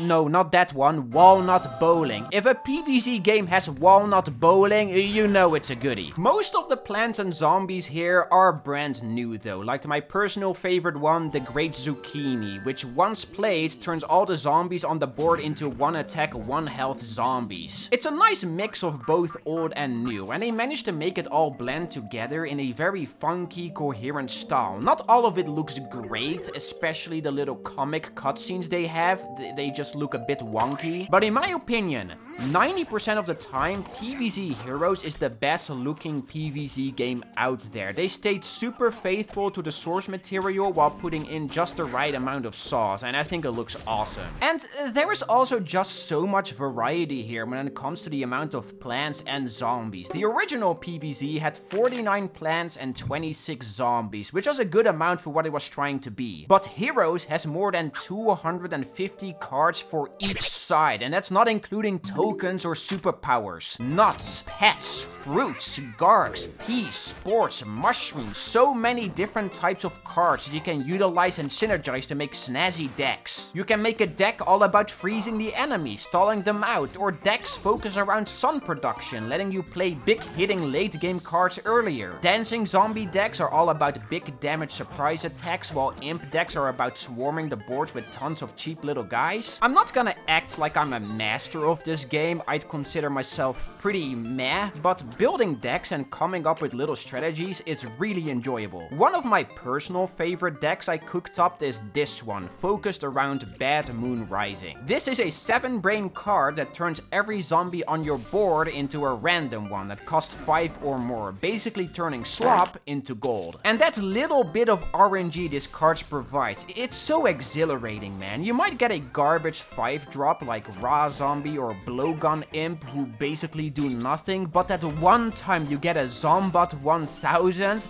makes it all worth it. It also, funnily enough, keeps the asymmetric design from the Garden Warfare games intact. Both plants and zombies play wildly different, not just with the cards each side has, but also how battles are structured. Every round in PvZ Heroes has 4 stages, and they go as followed. First, zombies get a chance to play minions, then the plants get to play anything they currently have in their hands, but After that, zombies get another turn where they are able to play tricks and environments, giving them an opportunity to react. Finally, you get to duke it out, lane by lane from left to right. First person to get the opponent's health to 0 wins. You'd think this attack structure would favor the zombies massively since they have the last say, but it's honestly quite balanced. If a brainy zombie, for example, skips a turn with 3 brains in their pocket, the chance they have a rocket science is pretty high, so you can act onto that accordingly by not playing a 4 attack or higher minion, basically making them waste their turn. Add the whole blocking system on top of this and you get yourself a card game that is a good mix of both skill and luck, and it's honestly pretty fun to play. Just in general, PvZ Heroes is a well-crafted, funky little card game that I've enjoyed playing quite a lot over the years on and off. Hell, it's the only mobile game I've shown genuine interest for in the last decade. And I truly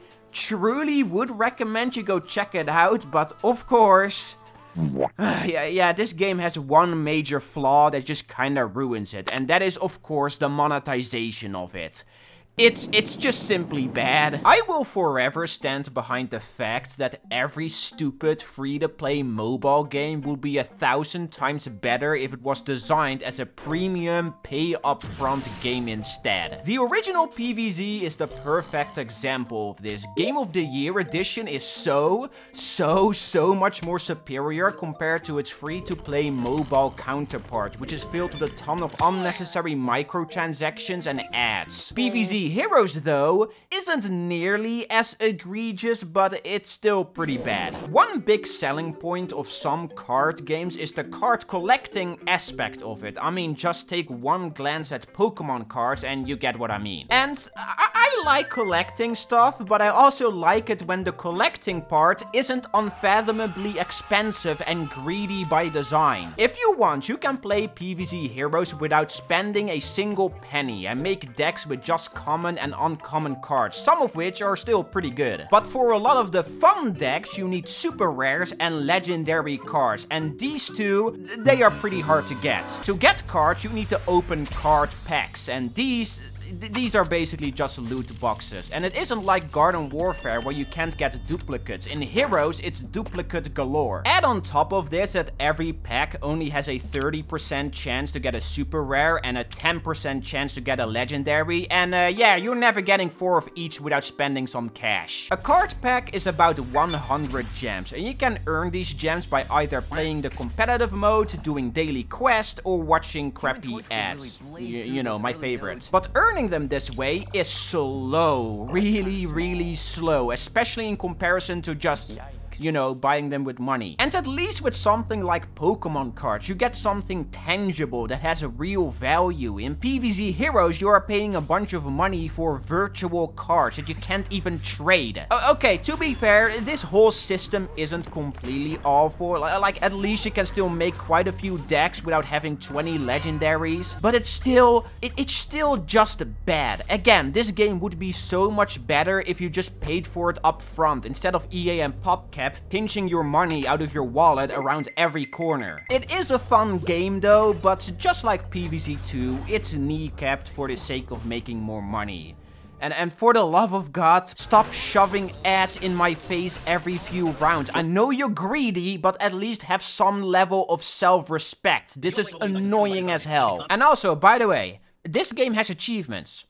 I really have no idea why. So, I've mainly been playing and recording PvZ Heroes on my iPad, so that the screen of this video is a bit more filled up. Sadly though, this game on iOS doesn't have achievements, but if you swap over to Android, a little button in the settings menu will appear simply called Achievements. Click on it and you can view a total of 10 of them, which are all connected to quests. Quests are very simple little challenges that reward you with some gems if you complete them, and if you complete a quest that matches the corresponding achievement, you obtain that achievement. Really simple. Now, these 6 achievements are completely fine to get. They do require a bit of good RNG to get the quest, but once you do, the goal of each is really easy. But these 4, on the other hand, they aren't difficult. Hell, they might even be easier, but they are, drumroll please, Missable, and guess what? Yeah, I missed out on them. Why are they missable, you might be asking? Well, they are part of the tutorial, and because I did the tutorial of this game on my iPhone 5 in 2016, I didn't get the achievements for it to pop on Android, so they are basically forever stuck on my profile,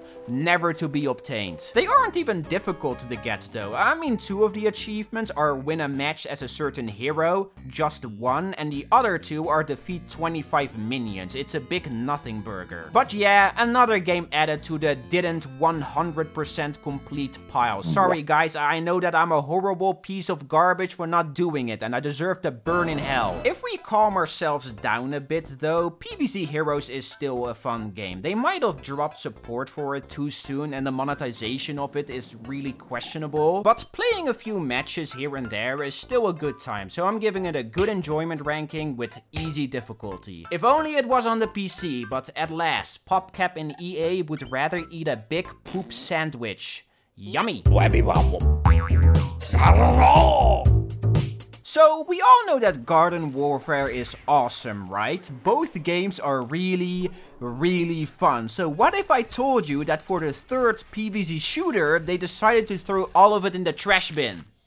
For no real reason. Just like any other video game addicted goober on planet Earth, I've been disappointed by many game releases over the years, but I honestly think that Battle for Neighborville is the title that disappointed me the most. Let me rip off the bandage immediately by saying that I do not like this game. I didn't like it when it was first launched, I didn't like it when they cut support from it, and now, 6 years later, I still just don't vibe with it. And it's not like I didn't give the title a fair chance. I've played BFN for a whopping 100 plus hours. I tried, but I simply just do not like it. This is such a middle of the road 5 out of 10 game. Some of you might remember though that I made a dedicated video about BFN about 6 years ago, but that video is also kind of an abomination. All I do in it is whine and complain without even trying to properly explain my thoughts, aka it's a horrible review and more of an annoying rant. But now I have the perfect opportunity to do this game justice, because yeah,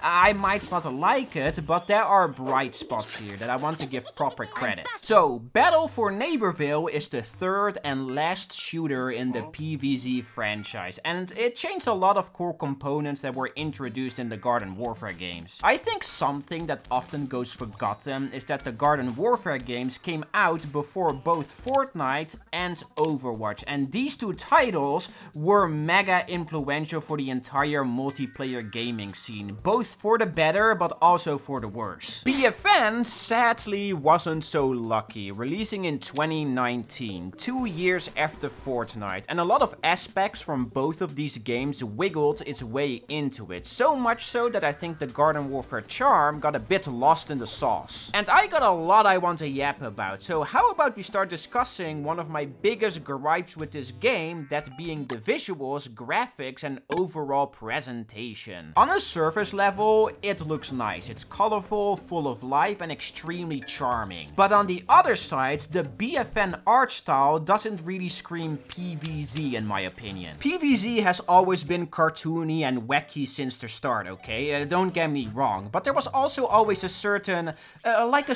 grit to it. It was never squeaky baby clean. They had slightly inappropriate jokes and moments of despair sprinkled throughout the titles. I mean, the first thing you see when booting up the original is this artwork right here, and just take a peek at the zombies. They look like malnourished bags of rotten flesh. It's slightly unsettling. Another good example would be the Garden Warfare character renders. They all have this really, grungy look to them. Now look at BFN. Do you see what I mean? I'm not gonna act like Battle for Neighborville is a bad looking game. Hell, a lot of the time it actually looks really pretty. But it's very clear that they did try to make it more I don't know, I guess marketable. It's a lot more round and safe compared to everything that came before. That grit the series always had has been completely scrubbed off. And I think it's a bit of a shame. That grit was partially what made Plants vs. Zombies visually interesting in my opinion, and they kept this aspect of the franchise very much intact up until this game. Everything after PvZ Heroes is kind of an identity crisis. And another thing that kind of bothers me about the presentation is that it so desperately wants to set itself apart from Garden Warfare, but like 50% of the music and sound effects are still from those games. The Foot Soldier, for example. In Garden Warfare, he had a funny reload where he would bonk the paintball gun against his head to remove the clip, and it made a silly sound. Well, in BFN, they kept those exact same sounds, but the reload animation is completely different. Instead of bonking the gun against his head, he just slaps the mag off the gun, but it still makes the bonk sound effect. It's really jarring. This is also just one example. There are plenty more that I can dig up, and okay, let's be fair for a second. This isn't like game-breaking or super annoying, but it does give this game a lack of identity, and sadly, it is very noticeable. And the same goes for the music. There are quite a few new songs, and a lot of them are great, but the first thing you hear when booting up BFN is a Garden Warfare song. It's just kinda lame, you know? It is true that GW2 did the same thing, but that game was also basically just a big DLC that built on top of the original. BFN, again, wants to be its own thing, but it didn't get the room to even attempt to carve its own path. I don't know, man. I think the game looks good on a surface level, but if you're a big PvZ fan like myself and start to clear the debris around it, it is rather disappointing. The presentation of the entire package is just a bit of a mixed bag. But at least it's a lot better than the gameplay, because oh boy, well, what the hell happened here, man? What were you guys doing? BFN feels like a diet version of Overwatch. I know some people would heavily disagree with that statement, but that's how I sadly see it. And I know a lot of us that are chronically online like to crap on Overwatch continuously, but if we're 100% honest, this is not a bad game. It's for sure frustrating at times, but not outright bad. But for BFN to follow in the same footsteps of it when they already had their own path set up that worked great is just so weirdly mind-boggling. It really feels like trend chasing instead of building on top of what already worked. The Garden Warfare games have always felt like slower paced multiplayer titles, and they weren't about pinpoint accuracy and doing weird little aim trainer flicks. Instead, they were more about good positioning and using the right ability at the right time, and if you were good enough, you could even min-max the worst ability to great effect. There was a little strategy to it, which was fun to toy with. But BFN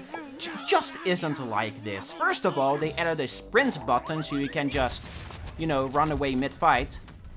Very fun. And second, the jump in this game is really high, especially if you compare it to Garden Warfare. And if you combine these two aspects together, you get this weird mixture that turns almost every fight into a bunny hop contest of who can displace their hitbox most efficiently, and it just isn't fun to play against. It's actually quite frustrating. Overwatch and Fortnite also do this to an extent, but it feels especially grating in BFN because they didn't have it before and it worked really well. And the way maps are structured also doesn't help this. They feel so like, I don't know, rigid? There's a lot less flexibility in how you can approach fights. No real roofs to jump on or little walls to hide behind. You're supposed to just go down hallways and fight whoever you find along the way. Out of the entire map selection, there is only one I really like, and that is Daisy Drive, which is a remaster of Suburban Flats from GW1. Every other one just doesn't really hit, especially that stupid bouncy one. That one just pisses me off. And I should add, I'm not saying that a PvP shooter with fast, bouncy movement and simple, straightforward maps can't be fun. They totally can. But they tried to cram all of these things into this Garden Warfare mold, and it made the entire direction of BFN feel rather directionless. I said that I thought that this game feels like Diet Overwatch, right? But if I want to play Overwatch, guess what? I'll go play Overwatch. And if I want something more Garden Warfare-ish, I'll go play Garden Garden Warfare, BFN is in this weird middle ground, not able to choose a side, but at the same time, it is not inventive enough to carve its own. So yeah, I'm really not surprised it never managed to gain a proper following. But you know what? I can somewhat understand why they wanted to go into the direction they did. I heavily disagree with it, but at least I can see the vision. But the one thing I just can't comprehend is the removal of character variants.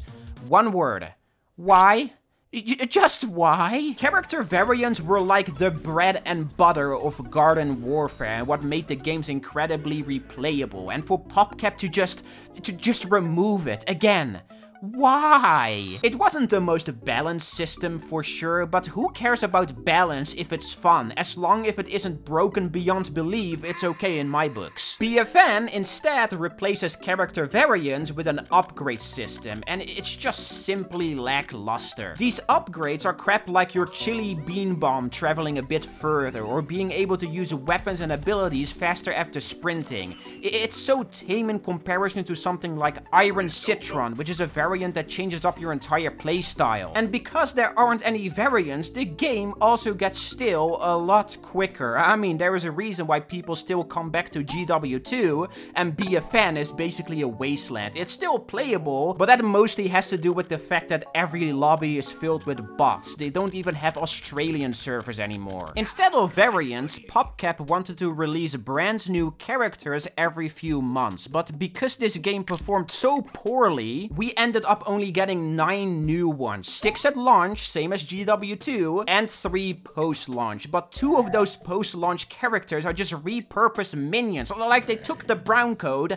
and turned it into a full character. It's the definition of lazy. I'm not even that big of a fan of the new characters they introduced. I do like Acorn and 80s Action Hero, I guess, but the others just don't really do it for me. If only there were variants of each class to spice up their playstyle, but I guess I digress. The roster also started to feel rather bloated. Some characters play really similar compared to others on the same team. Chomper and Snapdragon, Captain Deadbeard and 80s Action Hero, Nightcap and Acorn. They are different, but certain aspects of their playstyle did start to overlap. And look, okay, I'm not just here to stoke a fire that got extinguished years ago. I truly wanted to like this game so badly, man. You have no idea. But they just took this series into the wrong direction, made too many questionable changes to the point that the PvZ shooter charm got swiped under the rug in favor for something more modern, something the fans clearly didn't sign up for. The multiplayer of BFN is simply disappointing. Again, it's such a 5 out of 10 game. You can for sure have some fun with it, but why would I go out of my way to have a 5 out of 10 experience when I can easily get a better one? It's not like the multiplayer PvP shooter genre is starved of content. Hell, it's probably the most competitive genre out there.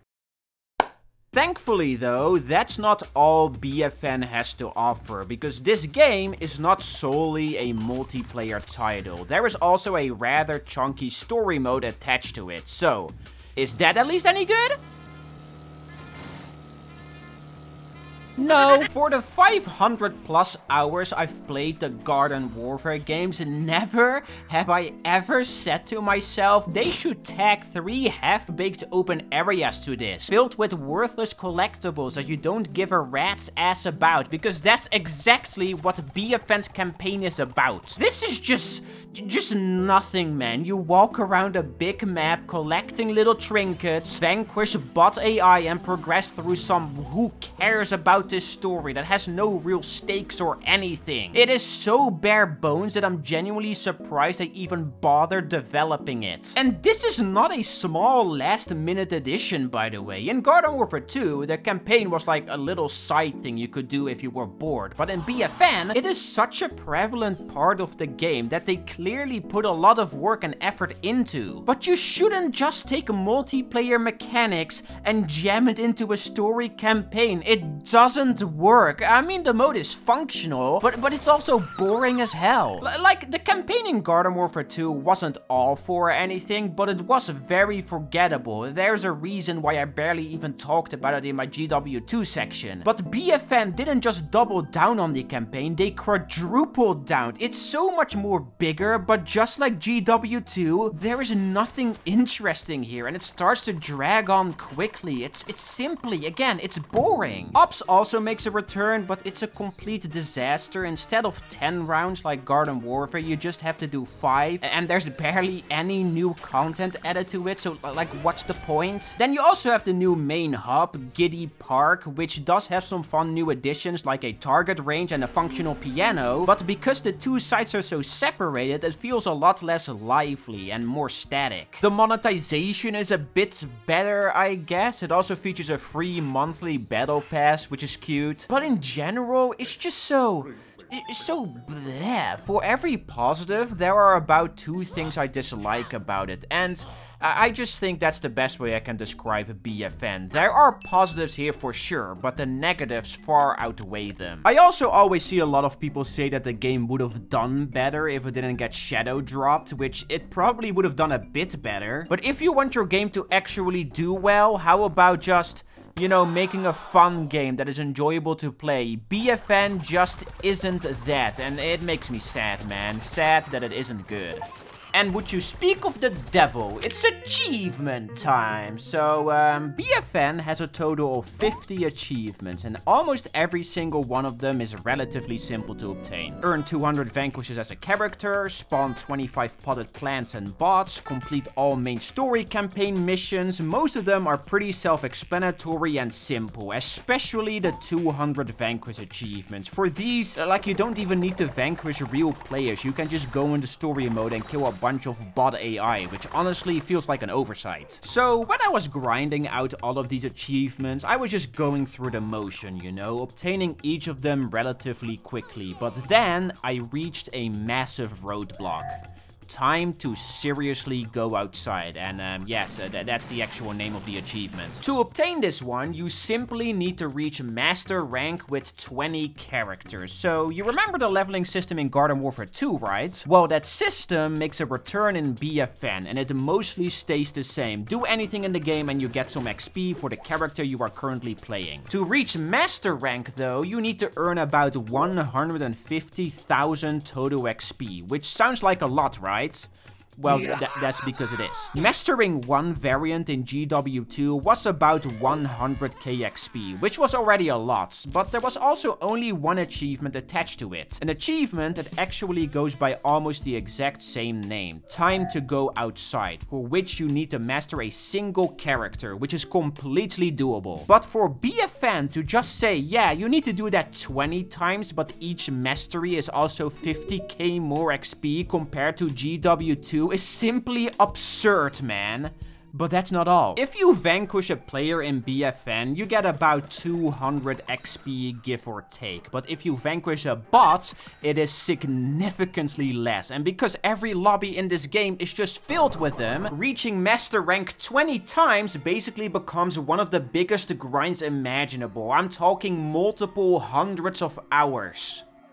However, now don't tell EA and PopCap about this, okay? But there is a little cheat you can use to speed this process up tenfold. If you go to the multiplayer portal, select private play and put in the exact same settings that I'm showing here on screen, activate it, go through the portal and select the class you want to level up, and then just camp on top of the payload at the start of the map, you can farm quite a bit of XP relatively easily and quickly. For some reason, if you are near an objective and get a vanquish, no matter if it's a real player or a bot, you get an additional 50 XP, which is still not a crazy amount, but because you are near the enemy spawn and sniper bots in this game can't aim for poop, you can easily get about 100 to 150 vanquishes in about 6 minutes. So I basically did this for about 40 hours. That's not a joke or an over-exaggeration. I sat in my chair and farmed out a total of 3 million XP for a single achievements, just so I can say I did it. It should be obvious, but don't do this, guys. Please just don't. Out of every game I fully completed in this video, this was by far the biggest waste of time out of all of them, and that is saying something. I of course could have done it legitimately, but it would have taken so much longer. Not a lot of real players play this game anymore, so I would still just be playing it against bots, but not be able to farm it. And besides that, again, I also just do not enjoy playing it, so I wanted to get it over with as quickly as possible, and sadly, this was the best way to do that. But yeah, about a week straight of just vanquishing bots, which wasn't very fun, but I did end up getting that succulent little achievement, and I guess that's all that matters. Don't do this though, seriously, save yourself the agony. Look, okay, BFN is not an awful game, but it is mediocre as hell. I tried to enjoy it so many times over the years, but every single attempt of me jumping into it, I just end up saying to myself, why aren't I playing Garden Warfare 2? It's superior in almost every aspect. Again, there are good things here for sure, but if we look at the entire package, it's just simply not it. So I'm giving it a decent enjoyment ranking with infuriating difficulty. Still better than Concord though. Yeah, this is the same game but on the Switch. That's it. Okay, I'll properly cover it. PvZ BFN Complete Edition is BFN on the Switch. Switch 1 specifically. It is playable on the Switch too, but the game was designed from its core to run on the former. Thus, the game is stuck at 30 FPS and looks like my dog took a crap on it. I can't really blame her though, she's just too cute to punish. The only real big difference of this version compared to the original would be that instead of it being 12v12, it is 8v8, which does make the game less hectic and easier to follow, but on the PC I can't even fill a lobby with 16 people, so this didn't really make a difference. The monetization of it is also slightly adjusted. Rainbow Stars, the premium currency, has been completely removed, and now you can buy cosmetics in the Rock Store with simple coins. The Rewardatron only cost 15k coins to spin instead of 30, and the price map had a small makeover, now letting you select a battle pass on your own terms instead of having to wait for the right month to progress it. But everything else, the campaign, characters, maps, cosmetics, activities, all of that is exactly the same. So in short, this is BFN that is slightly less hectic, has worse graphics, better monetization, and no achievements, because Nintendo is too cool for those. That's it. I guess it's cool that Switch players can play this game, but you're really not missing out if you've already played the main version. This isn't like the PvZ 1 ports where they had exclusive minigames or bonus content. Again, this is just BFN on the Switch. Because there are no achievements though, I guess fully completing it is easier. Like, I'm not going to redo the campaign because it's literally identical, but that stupid time to seriously go outside achievement is also not here, so yay, I guess. I don't know, man. This is the exact same game, so I'm giving it a decent enjoyment ranking just like the original BFN, but with a doable difficulty. Still better than Concord though. I truly just have one question. Why does this game exist? Plants vs. Zombies match is Candy Crush.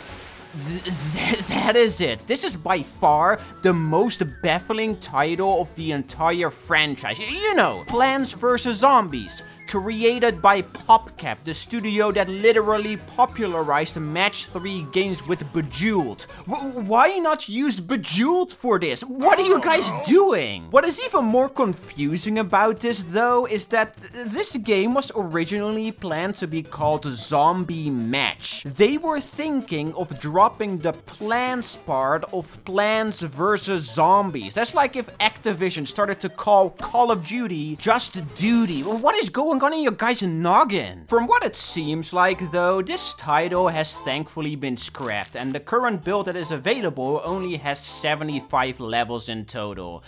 Honestly, if there were any more, I would have probably not even bothered completing it. And I would discuss the gameplay of it, but it's literally just Candy Crush. There is nothing to yap about. All you do is match little props together to clear a board. That is it. It does feature a story that you slowly go through, kind of like Gardenscapes or Lily's Garden, if you remember that. But it's just nothing. The story is literally nothing, just pure utter filler. It also features a life system, so if you lose too many times, you can't play anymore. A very, very cool feature. The animations are, you know, they exist. The music is just straight up ripped from PvZ Adventures and certain sound effects from Garden Warfare. It's such a Frankenstein piece of junk, and I just simply hate it. You know, I've seen a lot of franchises decline over the years, forgotten, monetized to hell and back, or just degrade slowly in quality. But PvZ just has to be the worst example of this. Banjo might be rotting in a grave somewhere, but at least they didn't dig up its corpse and started to puppeteer it around. This game simply sucks ass. It sucks so much ass. Stinky enjoyment ranking with easy difficulty. Get out of here. You know what? Blow it up. I don't care. Get rid of it.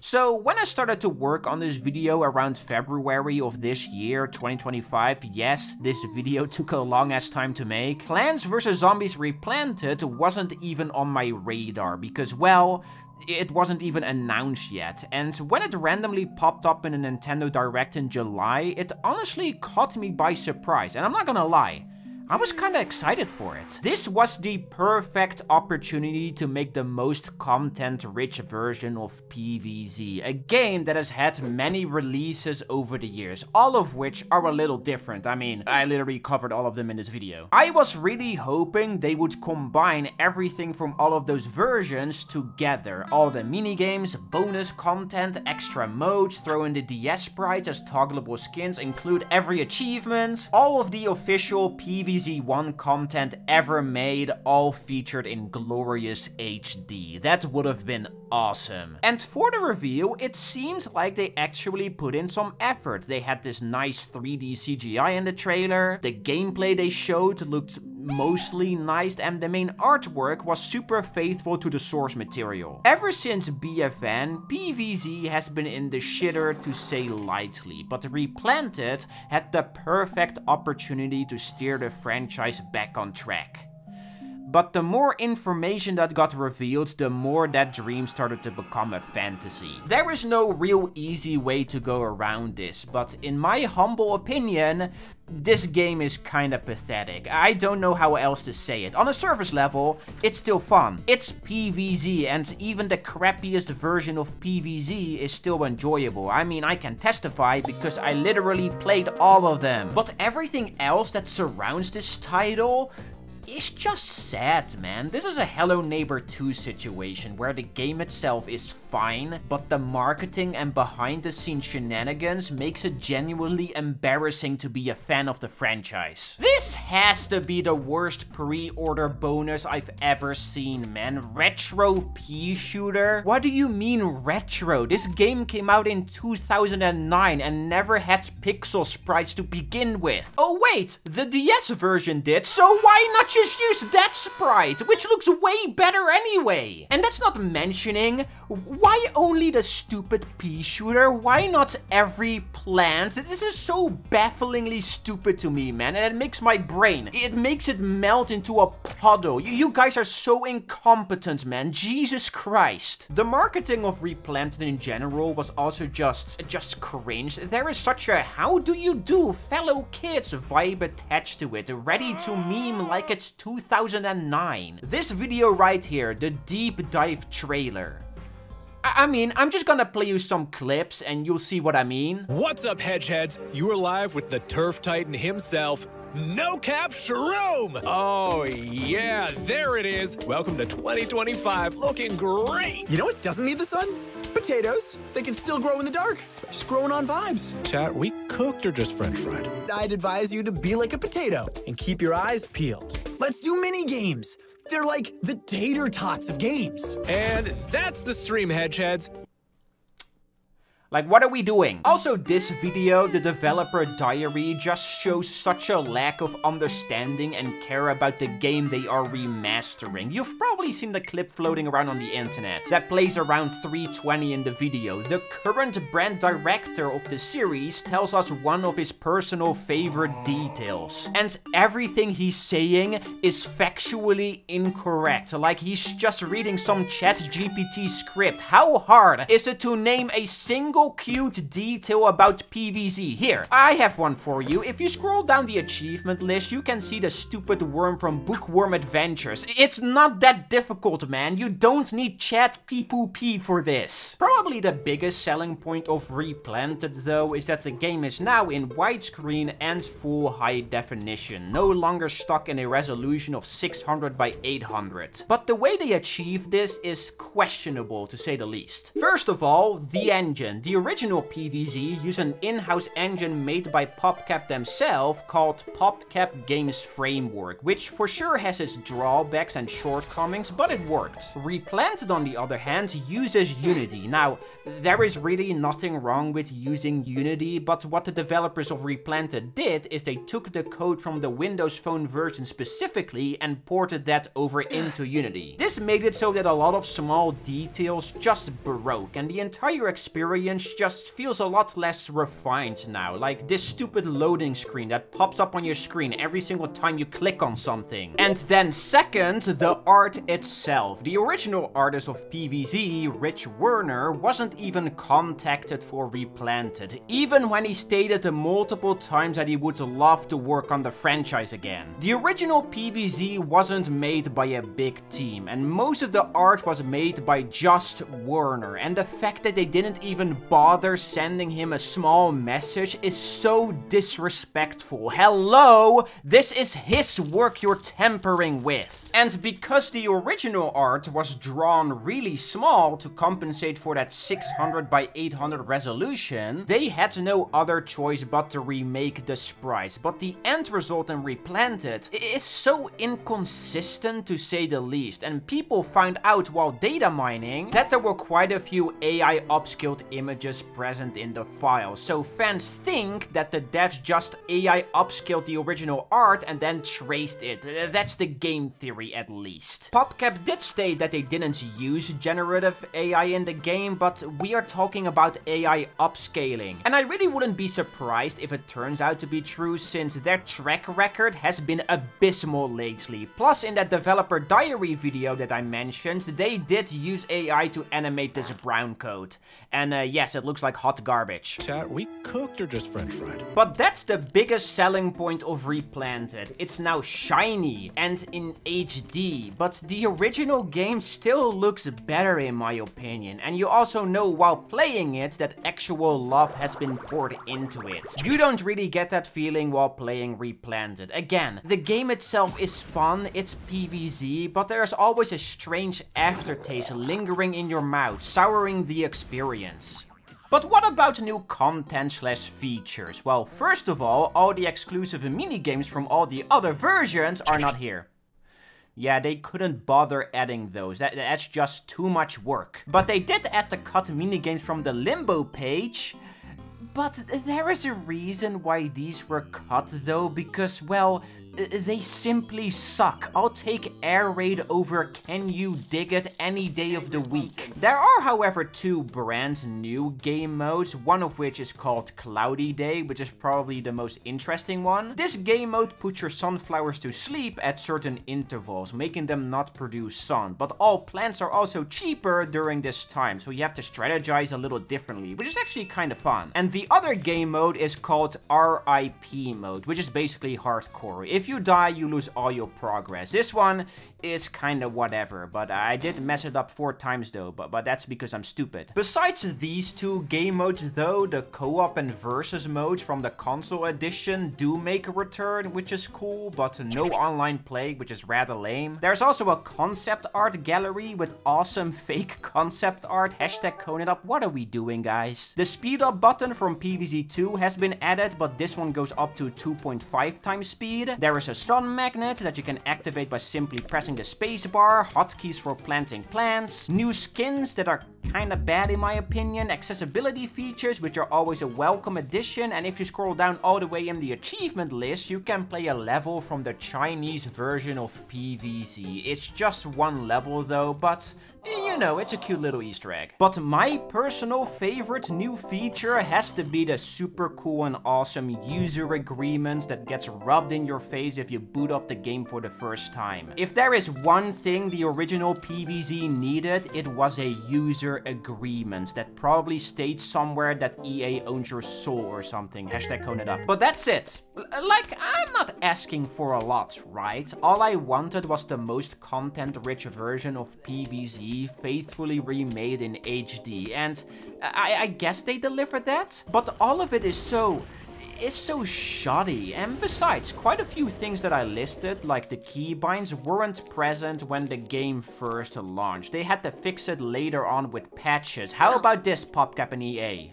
Release your game when it's finished. It's not an otherworldly concept. They didn't even have dynamic music when the game launched. The music! That's like one of the most iconic and important parts of PvZ. How do you fumble that? And the fact they didn't even bother adding the exclusive content from the other versions is such a shame, man. Like, the DS sprites as toggleable skins would have been awesome, but instead, they make a retro pea shooter skin that looks like crap. If you have a PC, there is no real reason to play this game. Game of the Year edition is just superior in almost every aspect. Plus, it's only 1/4 of the price. Yes, Replanted is 20 bucks. If you're on the Switch, I guess this suffices, but all I think of when I look at Replanted is just missed opportunities and incompetence. It's sad. I wouldn't say Replanted is broken or unplayable, but there are a lot of annoying little oversights, graphical errors, and small visual glitches that do pile up. This game just makes me sad, man. This is the big PvZ comeback, and it's developed by the people that made Big Time Gangsta. Sure, man, whatever, who even cares? Chat, we cooked or just french fried? And the final thing I was really let down by are, of course, the achievements. Throughout the many versions of PvZ, there have been many exclusive achievements, and Game of the Year edition is definitely lacking a bit in this department. I was really hoping they would grab every achievement from every version and jam it into Replanted. Some of them would of course have to be cut since they're duplicates, but besides those, everything else would be fair game in my eyes. But you guessed it, they didn't do that. In Replanted, there are 5 brand new achievements, 10 ported over from the phone version and 1 from the console. So they basically, they cherry-picked them. Why? I know that soil your plants is stupid and pointless, but why not just add it? It's part of PvZ history. Why didn't they include 20 Below Zero, Monster Mash, Chill Out, Photosensitive, Nom Nom Nom, Lucky Spin? Like, these 2 are probably the most infamous PvZ 1 achievements out there, and they did add Enlightened, but not Lucky Spin. Why? This achievement would be so much easier to get with the speed up button. Again, just add it. It's part of PvZ history. And when it comes to fully completing Replanted, so I think going over this game is kinda pointless, since it's basically the same as Game of the Year edition, but with some small challenges attached to it, mostly the included phone achievements and the 1 console one. But the hardest 3, and only 3 worth talking about in my opinion, are the 2 RIP mode achievements. For these you need to 1 beat the mode and 2 beat the mode without losing a lawnmower. It's pretty simple if I'm honest. And then finally, of course, Enlightened. For this achievement, you need to collect every single Zen Garden plant. To get a Zen Garden plant, you basically need to kill a buttload of zombies, and each zombie has a very, very low chance to drop a little present with a random Zen Garden plant inside. Now, there is some good news and bad news. The good news is that depending on what lawn you are playing on, you can only get Zen Garden plants from that lawn you unlock the original plants on in the adventure mode. So for example, pea shooter and sunflower Zen Garden plants need to be found while playing on the day lawn. Same goes for every other plant. Blover on the fog stage, tall nut on pool, doom shroom on night, you get the gist of it. The bad news though, you can get duplicates. And you need to collect a total of 39 of these Zen Garden plants. Yay! If you're going balls to the wall lock-in mode, trying to get these little presents in the most optimal way possible, you can get a sprout every, let's say 10 minutes or so.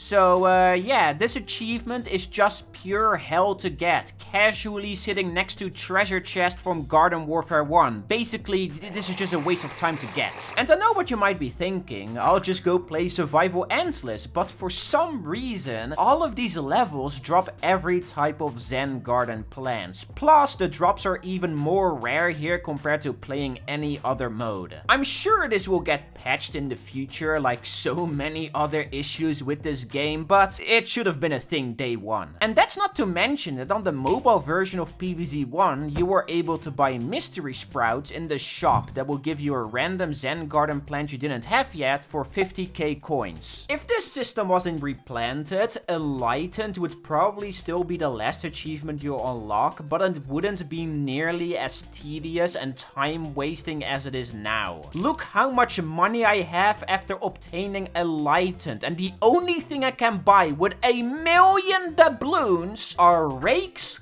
and tree food, if for some unknown reason I ever want to increase this virtual number. Chat, we could. So to wrap it up, I've played this remaster for about 50 hours, really trying to dig my teeth into it. And I'm very honest when I say that this game is disappointing to say the least. Again though, even the crappiest version of PvZ is still fun to play, but that's because the original creators made a timeless classic. Replanted isn't fun because the game is now in widescreen or because they added a single level from the Chinese version. It's fun because the original PvZ is fun. All that Replanted really did is slobber a layer of grease on top of it. I've also played PvZ1 so many times at this point that for Replanted, I ended up purposefully making the worst setups imaginable and taking a bunch of stupid screenshots because it's funny. So if there is one thing you should take away from this game, is that you should go to my Steam profile and leave a like on your favorite Foco Replanted screenshot. I'm personally a big fan of this one. I was simply cooking, nothing more to say. It's better than the phone version, it's better than the Java version, that's the real achievement here. But the others? Yeah, I honestly prefer the DS and even Flash version over this, so I'm giving it an okay enjoyment ranking with infuriating difficulty. But if they ever make it easier to get Enlightened, which I wouldn't be surprised if they did, I would drop it down to hard. Also, why does this game not have the leaderboard feature from the phone or console version? Like, why? Why exclude this? There is one game left to go over before we end this journey, and I'm just going to jump right ahead and say, Plants vs. Zombies 3 is not worth our time, and I refuse to properly cover it. Look, okay, at the start of this retrospective, I said that this isn't a fall of PvZ video, but the only thing I can talk about / discuss when covering PvZ 3 is the slimy, crappy nature of it. This game has been stuck in development hell for 5+ years, and it's still a shell of its former self, even after multiple complete makeovers. You got the soft launch of PvZ 3, which was horrendous, completely missing the points that made the series special to begin with, both when it comes to gameplay and presentation. Then you got PvZ 3, Welcome to Zomburbia, which did make slight improvements, but is still overall bad. And most recently, PvZ 3 Evolved, which this one makes me go insane, man. They literally just copied the concept of a popular PvZ fan mod and ran with it. Like, what do you mean? It doesn't really matter though, because all 3 of these titles are mobile games to its core, filled to the brim with that classic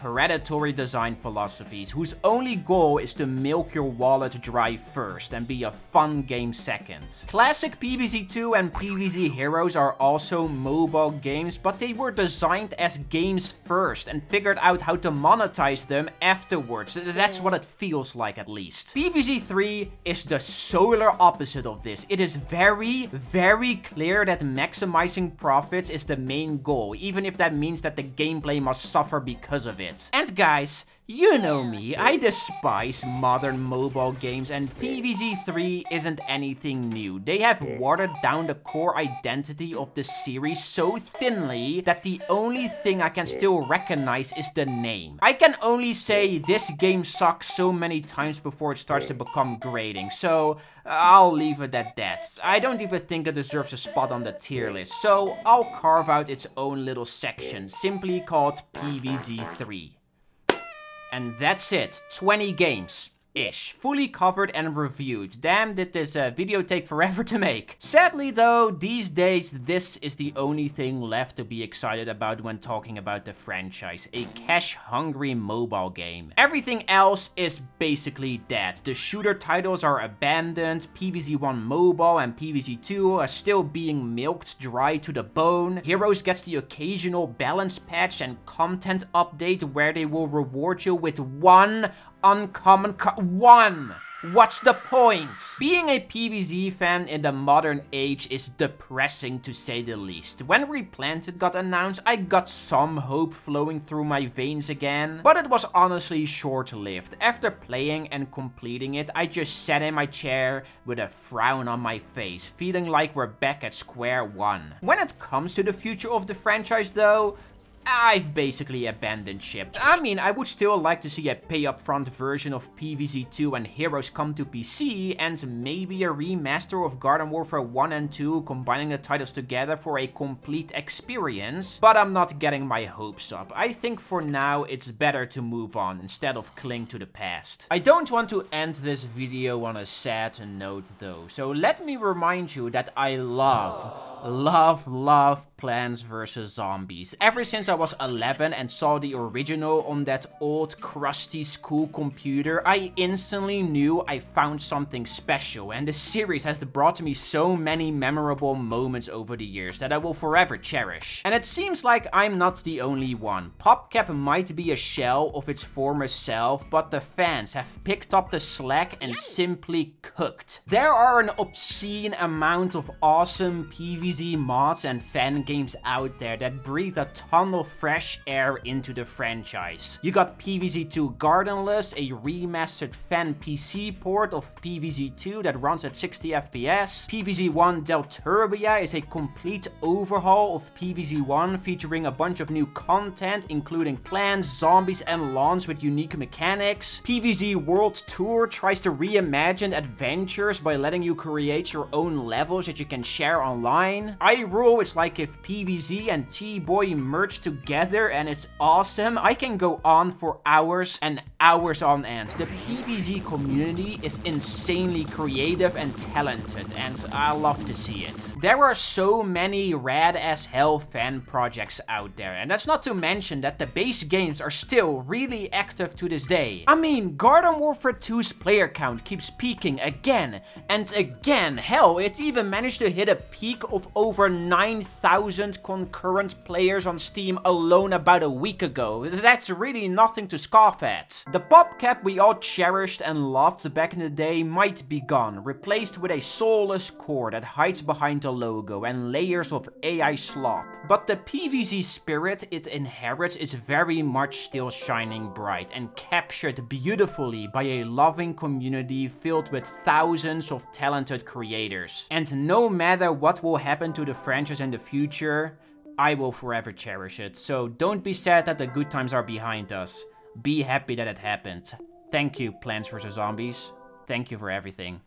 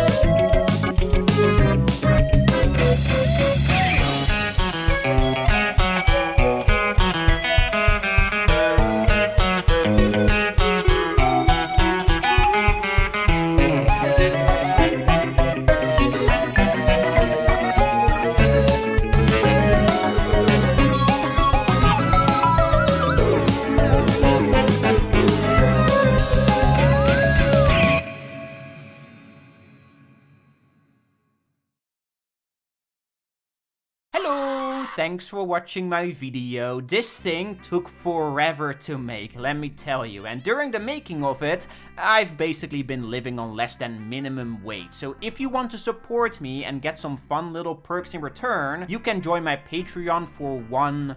A single dollar. A handful of you are already supporting me and you have no idea how thankful I am for that. Seriously, thank you so much. But yeah, that's it. Subscribe, leave a like, I guess. There's probably some other dark pattern I can use to make you engage with the video more, but I can't be bothered. So that's it. Goodbye, bye-bye. No, I actually might go back to Plants vs. Zombies. Why?